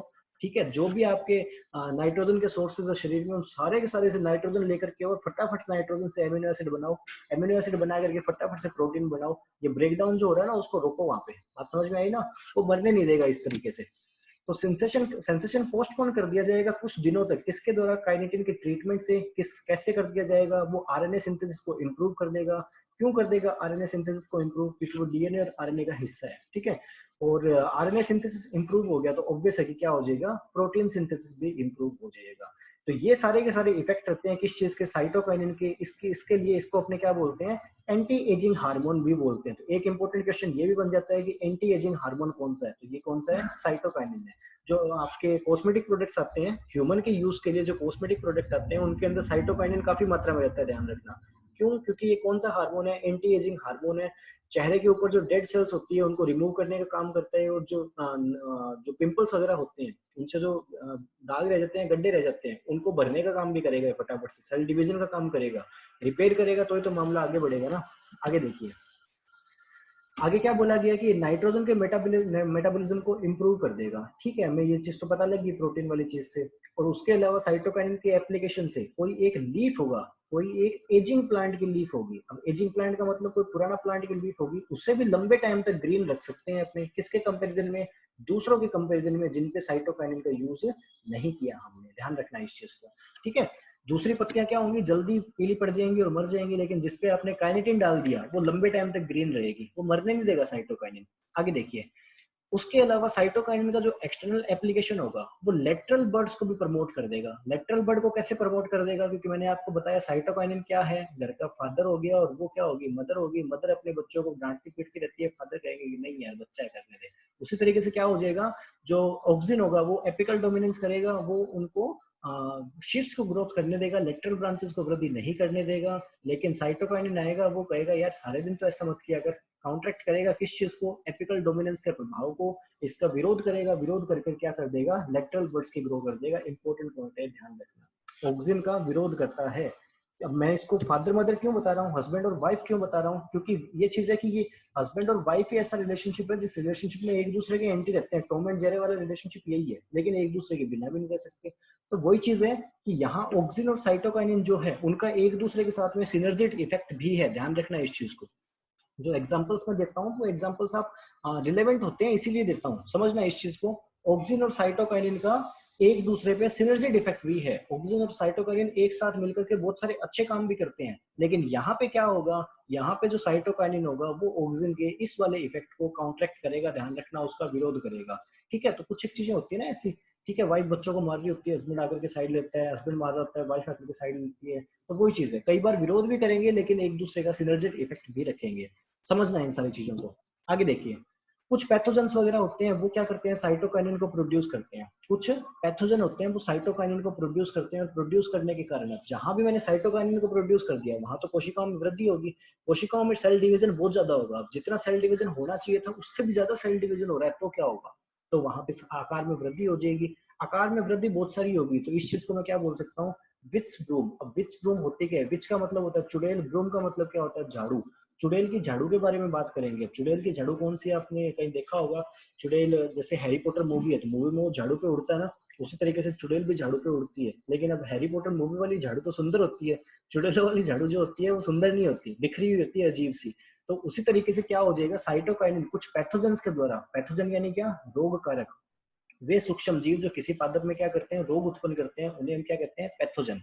ठीक है, तो पैथोजेंस क्या करेंगे, ये बहुत सारा साइटोकाइनिन प्रोड्यूस कर देंगे, जिसके कारण बहुत सारी ग्रोथ हो जाएगी। बहुत सारी ग्रोथ होगी तो अब ऐसी गुत्थम गुत्थी वाली ग्रोथ होगी कि इस चीज को हमने क्या बोल दिया, विट्स बूम की, भैया ये तो ना एक तरीके से जंगल बना दिया आपने। ठीक है, समझ गए ना इस चीज को। आगे देखिए, आगे फिर से वही ईटियोप्लास्ट वाली बात हो रही है, लेकिन बात करेंगे अपने ईटियोप्लास्ट होता क्या है, अभी नहीं करेंगे, थोड़ा सा और आपको सब्र करना पड़ेगा इस चीज के लिए। साइटोकाइनिन एप्लीकेशन प्रमोट कर देगा किस चीज के डेवलपमेंट को, क्लोरोप्लास्ट के डेवलपमेंट को, किससे, ईटियोप्लास्ट से। अब ये चीज सेम वहां पे आ गई, फिर से यहाँ पे क्यों लिखी, उसी चीज के लिए, ताकि आप अलग अलग लैंग्वेज को पढ़ने के आदी बन जाओ। ठीक है, आपको समझ में आ जाए कि हाँ, इस बात को ऐसे भी पूछा जा सकता है। कान को पकड़ने का एक ही तरीका नहीं है, कान को घुमाकर भी पकड़ा जा सकता है, एक बार आगे से एक बार पीछे से। उसके बाद में बात करेंगे तो जिब्रेलिन के जैसे, जैसे जिब्रेलिन लाइट सेंसिटिव जो सीड्स थे उनकी डोरमेंसी को तोड़ने का काम कर रहा था। जैसे लाइट सेंसिटिव कौन थे, वहीं पे लेट्यूस और टोबैको हमने पढ़ा था। लेट्यूस का तो हमने पूरा का पूरा कच्चा चिट्ठा ही खोल दिया था वहां पे। तो इनको भी काइनेटिन से आप ट्रीट करोगे तो इनकी डोरमेंसी उससे भी टूट जाएगी। तो साइटोकाइनिन क्या करेगा, सीड डोरमेंसी को ब्रेक करने पे काम देगा, लेकिन एक कंडीशन लगी। कौन सी कंडीशन, जो लाइट सेंसिटिव सीड्स होंगे उनके अंदर काम करेगा ये। ओके ना, आगे बात करेंगे तो साइटोकाइनिन क्या होगा, वो उसका यूज होता है किस चीज के लिए, अंदर शॉर्ट डे प्लांट्स जो होंगे। अब ये इंपॉर्टेंट है, ध्यान रखना, जो शॉर्ट डे प्लांट होंगे, लघु दिवसीय प्लांट होंगे, उनके अंदर फ्लावरिंग को इंड्यूस करने में इसका योगदान रहेगा। जबकि जिब्रेलिन का योगदान कौन से पादपों में रहता है, लॉन्ग डे पादपों में। अगर मैं क्या करूंगा, किसी लॉन्ग डे प्लांट को शॉर्ट डे प्लांट, एक मिनट रुकना, हाँ जी, तो अपने कहाँ थे, अपने यहाँ थे। अब देखिए, मैं आपको एक चीज समझा रहा था कि लॉन्ग डे प्लांट में इंड्यूस करना, वो करना, वो करना, थोड़ा और इस चीज को समझिए, एक्सप्लोर करिए चीजों को। शॉर्ट डे प्लांट यानी माने तो खरीफ के पौधे, यानी खरीफ सीजन में लगाए जाने वाले अधिकांश पौधे कौन से होते हैं, शॉर्ट डे प्लांट नेचर के रहते हैं। ठीक है, अधिकांश क्यों बोल रहा हूँ, सारे क्यों नहीं बोल रहा, क्योंकि कुछ ऐसे भी रहते हैं जिनको उससे तो कोई मतलब नहीं है, किस चीज से, लाइट से, फ्लावरिंग के लिए लाइट से तो कोई मतलब नहीं है, लेकिन उनको टेम्परेचर से बड़ा दिक्कत हो रही है। उन्होंने बोल दिया कि भैया सर्दियों में ना, रबी सीजन में ठंड पड़ती है, ठंड में हम काम नहीं कर पाएंगे। ठीक है, और उसी तरीके से सिमिलरली लॉन्ग डे प्लांट जो होंगे उसे हम रबी सीजन के साथ बोल सकते हैं, लेकिन जरूरी नहीं कि सारे के सारे रबी सीजन के लॉन्ग डे प्लांट हो। लेकिन ये जरूरी है कि रबी सीजन में किसी शॉर्ट डे प्लांट को हम नहीं लगा सकते और खरीफ सीजन में किसी लॉन्ग डे प्लांट को नहीं लगा सकते। सोचो, अभी क्या चल रहा है, खरीफ सीजन स्टार्ट होने वाला है। इस खरीफ सीजन में मैंने लगा दिया वीट का पौधा, आप सारे लोग भी लगा लेना, वीट के दाने भी आपके पास होंगे, और सीजन भी आ गया। तो खरीफ सीजन में आपने क्या कर दिया, वीट का पौधा लगा दिया। लगाने के बाद में क्या होगा, क्या वो जर्मिनेशन नहीं करेगा, कर जाएगा। वैसे तो जर्मिनेशन भी दिक्कत आती है, क्योंकि वीट को जर्मिनेशन के लिए लो टेम्परेचर की रिक्वायरमेंट रहती है। वीट एक ऐसा पौधा है जिसको रिप्रोडक्टिव ग्रोथ के लिए तो आपके वार्म क्लाइमेट चाहिए, और आपके वेजिटेटिव ग्रोथ के लिए कैसा टेम्परेचर चाहिए, टेम्परेट क्लाइमेट चाहिए, कूल आपके ठंडा मौसम चाहिए। ठीक है, तो क्या हो गया, वीट का पौधे का बीज लगा दिया, क्या वो जर्मिनेट नहीं कर पाएगा, थोड़ी प्रॉब्लम्स आएगी, लेकिन मान लो जर्मिनेट कर लिया। ठीक है, एक बार हमने करवा लिया जर्मिनेट, घर के सरकार है ना इसलिए जर्मिनेट हो गया। अब वेजिटेटिव ग्रोथ नहीं करेगा, बिल्कुल करेगा वेजिटेटिव ग्रोथ। उसके बाद में क्या बालियां बनेगी, जब बालियों की बात करेंगे ना, फिर वीट का पौधा कह देगा नहीं जी, मैं हूँ लॉन्ग डे प्लांट, मेरे को चाहिए फ्लावरिंग इंड्यूस करने के लिए फ्लावरिंग। वीट की बालियां है क्या, उसका सॉरी फूल ही तो है, उसका फ्लावर ही है। वीट बोलेगा मैं लॉन्ग डे प्लांट हूँ जी, मैं बिना लॉन्ग दिवस पाए, जो लंबे दिवस के जो प्रकाश अवधि है उसको बिना पाए मैं नहीं कर सकती फ्लावरिंग। आपने मेरे को खरीफ सीजन में लगा लिया, मैंने वेजिटेटिव ग्रोथ कर ली, इतना कम है क्या? रिप्रोडक्टिव ग्रोथ मेरे से नहीं हो पाएगी, माफ करिए। ठीक है, वेजिटेटिव ग्रोथ तो कोई दिक्कत नहीं, मेरे को अच्छा टेम्परेचर इतना चाहिए था, लेकिन मैंने बुरे टेम्परेचर कंडीशन के साथ भी स्ट्रगल करके कर लिया, चलो जैसे तैसे अपना मैनेज, लेकिन ये आगे नहीं हो पाएगा। अब हमसे उम्मीद मत करें। इस कंडीशन में हम क्या कर सकते हैं, इस कंडीशन में हमने क्या कर दिया, अगर इस पे जिब्रेलिक एसिड का स्प्रे कर दिया तो ये फ्लावरिंग कर जाएगा। ठीक है, फिर लॉन्ग डे प्लांट वाली कंडीशन खत्म हो जाएगी। यानी ये जो क्वेश्चन है, उस क्वेश्चन को इस तरीके से पूछा जा सकता है कि जिब्रेलिक एसिड के यूज से आप किस में फ्लावरिंग करवा सकते हो, शॉर्ट डे प्लांट की लॉन्ग डे पीरियड में, लॉन्ग डे प्लांट की शॉर्ट डे पीरियड में। तो उसका आंसर क्या रह जाएगा कि लॉन्ग डे प्लांट है ना, उसकी शॉर्ट डे पीरियड के अंदर हम ग्रोइंग करवा सकते हैं। यानी लॉन्ग डे प्लांट्स को खरीफ सीजन में हम लगा रहे हैं तो उनकी फ्लावरिंग इंड्यूस करवा सकते हैं जिब्रेलिक एसिड से। इसके सिमिलर अपोजिट क्या रह जाएगा कि अगर शॉर्ट डे प्लांट को लॉन्ग डे सीजन यानी रबी सीजन में हम लगा रहे हैं तो साइटोकाइनिन के ट्रीटमेंट से उनमें फ्लावरिंग इंड्यूस करवाई जा सकती है। ध्यान रखना, जितने भी तरीके से क्वेश्चन पूछा जा सकता है उनको अपने तरीके से कम मैक्सिमाइज करने की कोशिश करो। फिर कोई और नए तरीके से पूछ लिया तो ठीक है, कर लेंगे दिमाग का इस्तेमाल ऑन द स्पॉट। अब बात करते हैं अपने किसके बारे में, प्लास्टिड के बारे में। जो इटियोलेशन वाली बात आ रही थी ना कि इटियोलेशन वाली, इटियोप्लास्ट से क्या बन जाएगा, क्लोरोप्लास्ट बन जाएगा, वो बात करते हैं अभी। उसके लिए आपको जानना पड़ेगा प्लास्टिड कितने टाइप के होते हैं। एक बार इटियोप्लास्ट को भूल जाओ, इटियोप्लास्ट को भूल जाओ। सबसे पहले बात करते हैं प्रोप्लास्ट के बारे में। प्रो का मतलब क्या हो गया, प्रारंभिक। प्लास्ट का मतलब क्या हो गया, लवक। हिंदी में क्या कहते हैं प्लास्टिड को, लवक कहते हैं। सेल बायोलॉजी में आपके कोर्स का हिस्सा है, फर्स्ट ईयर के कोर्स का हिस्सा, फिजियोलॉजी के कोर्स का हिस्सा, ये सेल बायोलॉजी करवा चुका हूँ मैं क्लास में। जो ऑनलाइन प्लेटफॉर्म वाले हैं या प्री पीजी वाले हैं, कंपटीशन एग्जाम वाले हैं, उनको मैंने इतना डेप्थ में नहीं करवाया है, लेकिन फिर भी थोड़ा बहुत तो करवा दिया। और इस चीज के बारे में तो पहले मैंने बताया हुआ है कि प्लास्टिड 3 टाइप के होते हैं। कब बताया, फोटोसिंथेसिस करवाते टाइम बताया था मैंने शायद। ठीक है, तो यहाँ पे बात करेंगे लवक के बारे में, किसके बारे में, प्लास्टिड के बारे में। तो सेल के अंदर 3 टाइप के प्लास्टिड पाए जाते हैं। एक हो गया आपका क्रोमोप्लास्ट, एक हो गया क्लोरोप्लास्ट, एक हो गया ल्यूकोप्लास्ट। उसके अलावा मैंने बताया क्लोरोप्लास्ट ग्रीन कलर के लिए रिस्पॉन्सिबल होगा, क्रोमोप्लास्ट जो होगा वो ग्रीन के अलावा कोई भी कलर होगा उसके लिए रिस्पॉन्सिबल होगा, और ल्यूकोप्लास्ट जो होगा वो किसी भी कलर के लिए रिस्पॉन्सिबल नहीं होगा, ये कोई कलर प्रोड्यूस नहीं करता। ठीक है, जब कोई भी रंग नहीं होगा, ट्रांसपेरेंट कलर होगा, तो तब कौन सा होगा, ल्यूकोप्लास्ट रिस्पॉन्सिबल होगा। ठीक है, उसके बाद में मैंने आपको बताया कि ल्यूकोप्लास्ट के जनरली कई सारे टाइप पाए जाते हैं, और वो कई सारे टाइप काम क्या करते हैं, फूड स्टोरेज का काम करते हैं। वो कई सारे टाइप किसका काम करते हैं, जनरली फूड स्टोरेज का काम करते हैं। इतनी बातें हमको इनके बारे में पता है। ठीक है, ओके। लेकिन अब क्या होगा, अब क्या हुआ, पौधे को सनलाइट नहीं मिल पाई, पौधे को सनलाइट नहीं मिल पाई, सनलाइट नहीं मिल पाई। तो जो आपका क्लोरोप्लास्ट था, अब क्लोरोप्लास्ट के अंदर क्या पाया जा रहा था, क्लोरोफिल पाया जा रहा था। क्लोरोप्लास्ट के अंदर क्लोरोफिल पाया जा रहा था। लंबे टाइम तक अगर हमें सनलाइट, सूरज की रोशनी नहीं मिल पाई, जो क्लोरोप्लास्ट के अंदर जो क्लोरोफिल पाया जा रहा था, वो क्लोरोफिल क्या हो जाएगा, नष्ट हो जाएगा। क्लोरोफिल नष्ट हो गया तो अब क्लोरोप्लास्ट किसके अंदर कन्वर्ट हो जाएगा, इटियोप्लास्ट के अंदर कन्वर्ट हो जाएगा। आप इटियोप्लास्ट को कंपेयर कर सकते हो किससे, ल्यूकोप्लास्ट से। दोनों एक ही चीजें हैं, ये भी कोई कलर प्रोड्यूस नहीं करेगा, ये भी कोई कलर प्रोड्यूस नहीं करेगा, ये भी फोटोसिंथेसिस नहीं करेगा, ये भी फोटोसिंथेसिस नहीं करेगा। फोटोसिंथेसिस कर कौन रहा था, क्लोरोफिल। जब क्लोरोप्लास्ट के अंदर क्लोरोफिल ही नहीं रहा तो काहे का हरा रंग, काहे का प्रकाश संश्लेषण, सारी चीजें खत्म ना। तो वो क्लोरोप्लास्ट जिनको लंबे टाइम तक सनलाइट नहीं मिलने के कारण उनका क्लोरोफिल खत्म हो जाएगा, और क्लोरोफिल खत्म होने के बाद में वो इटियोप्लास्ट में कन्वर्ट हो जाते हैं। ठीक है, इटियोप्लास्ट का कोई यूज नहीं है हमारे लिए, ध्यान रखना। बात समझ में आ गई क्या होते हैं। अब इनको देख लेते हैं कि एक दूसरे में कन्वर्ट कैसे होते रहते हैं। तो ये आपका प्रोप्लास्टिड हो गया, प्रोप्लास्टिड से ही अलग अलग टाइप के बनेंगे, आपके सामने है सारी चीजें। इटियोप्लास्ट को एक बार के लिए फिर से भूल जाओ। प्रोप्लास्ट से क्या बना, क्लोरोप्लास्ट बना। क्लोरोप्लास्ट किस में कन्वर्ट हो सकता है, क्रोमोप्लास्ट में भी कन्वर्ट हो सकता है। या फिर प्रोप्लास्ट किसको बना सकता है, एमाइलोप्लास्ट या फिर ल्यूकोप्लास्ट को बना सकता है, क्योंकि amyloplast is a type of leucoplast. So I am इसके लिए मैं क्या कर रहा हूँ, एमाइलोप्लास्ट और ल्यूकोप्लास्ट दोनों को एक चीज बोल देता हूँ एक बार के लिए। ओके, यहाँ क्या हो गया, प्रोप्लास्ट से बन गया क्लोरोप्लास्ट। लेकिन कई कंडीशन के अंदर सनलाइट नहीं मिल पाई, तो अब जब सेल डिवीजन होगा तो जो प्रोप्लास्टिड होगा वो प्रोप्लास्टिड किस में कन्वर्ट होगा, इटियोप्लास्ट में। अगर उसको सनलाइट मिल गई तो वो क्लोरोप्लास्ट बना लेगा फिर से, लेकिन सनलाइट नहीं मिल पाई तो क्लोरोप्लास्ट नहीं बना पाएगा। अगर क्लोरोप्लास्ट नहीं बना पाया तो क्या प्लांट का रंग हरा होगा, फिर प्लांट का कलर हरा होगा ही नहीं, ध्यान रखना इस चीज को। ठीक है, फिर प्लांट का रंग कैसा होगा भाई, फिर प्लांट का कलर कुछ कुछ व्हाइट होना स्टार्ट हो जाएगा, या फिर जिस कलर की लाइट को वो रिफ्लेक्ट कर रहा होगा, जिस कलर की लाइट को वो रिफ्लेक्ट कर रहा होगा उसका रंग वैसा हो जाएगा। अब डिपेंड करेगा वो तो उसमें पिगमेंट कौन सा होगा, लेकिन क्योंकि क्लोरोप्लास्ट ही नहीं बन रहा तो इसलिए क्रोमोप्लास्ट के बनने के चांसेस भी खत्म हो जाएंगे। ना क्लोरोप्लास्ट है ना क्रोमोप्लास्ट है, अब है तो है प्लांट के अंदर या तो इटियोप्लास्ट है या फिर ल्यूकोप्लास्ट है। और क्योंकि दोनों ही क्या करेंगे, किसी भी कलर की लाइट को एब्जॉर्ब नहीं करते, दोनों ही किसी भी कलर की लाइट को एब्जॉर्ब नहीं करते, दोनों ही लाइट को क्या कर देंगे, रिफ्लेक्ट कर देंगे। सारी की सारी जितनी भी लाइट आई सारी की सारी लाइट को रिफ्लेक्ट कर दिया, इसलिए प्लांट का कलर कैसा हो जाएगा, व्हाइट कलर हो जाएगा प्लांट का, ध्यान रखना। ठीक है, प्लांट का कलर व्हाइट हो जाएगा। लेकिन व्हाइट होने से पहले प्लांट का कलर कैसा होगा, स्लाइटली येलो होगा, इस चीज को भी ध्यान रखना। येलो से व्हाइट बनेगा, ध्यान रखना इस चीज को। ठीक है, अब बात करते हैं अपने किसके बारे में, अलग अलग टाइप के प्लास्टिड्स के बारे में कि कौन सा प्लास्टिड क्या काम करेगा। जब बात करता हूँ इटियोप्लास्ट के बारे में तो एक क्रिस्टल बॉडीज है, प्रीकर्सर है क्लोरोफिल की, और जब लाइट मिलेगी तो एक क्लोरोफिल में कन्वर्ट होगी, अदरवाइज क्लोरोफिल में कन्वर्ट नहीं हो पाएगी। क्रोमोप्लास्ट है, इसका काम क्या होगा, पिगमेंट सिंथेसिस का काम होगा। पिगमेंट क्या काम करेंगे, कलर डेवलप करने का काम करेंगे। उसके साथ साथ इसका काम क्या होगा, स्टोरेज का। फोटोसिंथेसिस का काम करेगा कौन, क्लोरोप्लास्ट। साथ साथ क्या क्या काम करेगा, लिपिड सिंथेसिस का काम करेगा।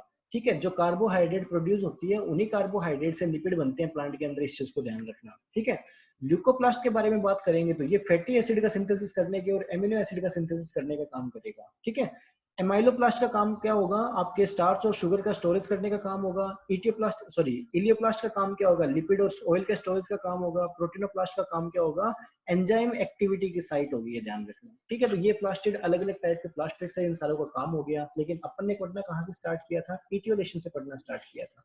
जब मैं इटियोलेशन के बारे में बात करूंगा तो ये जो प्लांट है वो प्लांट क्या है, इटियोलेटेड प्लांट है, ध्यान रखना, इटियोलेटेड प्लांट है। अब इसके बारे में इतना क्यों मैं डिटेल में बोल रहा हूँ, क्योंकि एग्जाम में क्वेश्चन आ सकता है कि प्लांट क्या हो जाएगा, व्हाइट कलर का, या फिर व्हाइट नहीं येलो कलर भी बोल देंगे वो कई बार जानबूझ के आपको कंफ्यूज करने के लिए, कि प्लांट क्या हो जाएगा, येलो कलर का हो जाएगा। लेकिन उसका कारण दे देंगे वहां पे कि सनलाइट नहीं मिली, लंबे टाइम तक प्लांट को सनलाइट नहीं मिली तो वो येलो कलर का हो गया। बताइए कौन सी कंडीशन है, क्लोरोसिस है या इटियोलेशन है। तो इस कंडीशन में वो कौन सी हो जाएगी, इटियोलेशन हो जाएगी। केवल येलो कलर देख के क्लोरोसिस मत बोल देना। ठीक है ना, क्लोरोसिस अलग चीज है, इटियोलेशन अलग चीज है। इटियोलेशन के कारण के बारे में बात करेंगे तो कारण क्या हो गया कि आपको सनलाइट मिल नहीं पाई, सनलाइट नहीं मिल पाई तो क्लोरोफिल का निर्माण हो नहीं पाया, क्लोरोफिल का निर्माण नहीं हो पाया तो आपके इटियोप्लास्ट बना रहा, और इटियोप्लास्ट बना रहा तो सनलाइट को लाइट एब्जॉर्ब कर नहीं पाएगा, और इन सारी चीजों की वजह से प्लांट का कलर कुछ कुछ ऐसा हो जाएगा। ये कब होगा, जब प्लांट को सनलाइट नहीं मिल पाएगी, प्लांट लंबे टाइम तक छाया में पड़ा रहेगा, तब होगी ये कंडीशन, ध्यान रखना। एक्सपेरिमेंट की एक और देखते हैं। यहाँ पे तो ये एक स्टेम था, बिल्कुल ऐसा था। आपने क्या कर दिया, कुछ हिस्से में एक बैंड लगा दिया। ठीक है, जहां जो सनलाइट को क्रॉस नहीं होने दे रहा, सनलाइट को आर पार नहीं जाने दे रहा, यानी कुछ टाइम तक आपने यहाँ पे अटैच कर दिया जो सनलाइट को नहीं जाने दे रहा। थोड़े टाइम के बाद में क्या होगा, आपने बैंड को हटाया, थोड़े टाइम यानी एक दिन दो दिन नहीं, थोड़े मान लीजिए हफ्ते 10 दिन के बाद में, तो ये वाला हिस्सा क्या रहेगा, अलग ही कलर का रहेगा। तो उसको हमने क्या बोल दिया, इटियोलेटेड एरिया। इटियोलेशन हो किसकी वजह से रहा है, इटियोलेशन हो रहा है सनलाइट ना मिलने की वजह से। आपके शरीर के साथ भी ऐसा हो सकता है।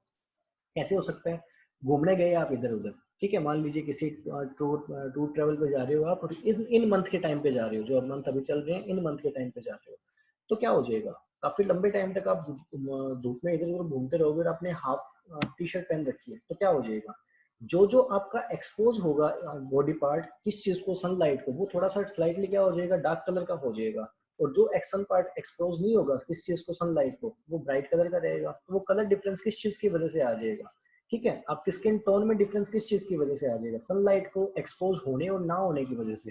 तो यहाँ भी सनलाइट को एक्सपोज ना होने की वजह से ये प्लांट का कलर कैसा रह जाएगा, व्हाइट रह जाएगा। यहाँ भी सनलाइट को एक्सपोज ना होने की वजह से प्लांट का कलर कैसा रह जाएगा, व्हाइट रह जाएगा। लेकिन एग्जाम में इसको येलोइश टू व्हाइट भी बोल देते हैं, ध्यान रखना, कंफ्यूज करने के लिए केवल और केवल। ओके, तो होपफुली आपका इटियोलेशन का समझ में आ गया, आपको सारा का सारा इटियोलेशन क्या चीज है, क्यों होगा इटियोलेशन, और आपके साइटोकाइनिन किस तरीके से इसमें हेल्प करेगा। ठीक है, अब शुरू करते हैं अपने इथाइलिन। अब शुरू करते हैं इथाइलिन। तो इथाइलिन फिर सभी के आग्रह के अनुसार कल से ही प्रारंभ करेंगे, आज के लिए इतना पर्याप्त है। ठीक है, okay, thank you so much. Next lecture में मिलते हैं अपने।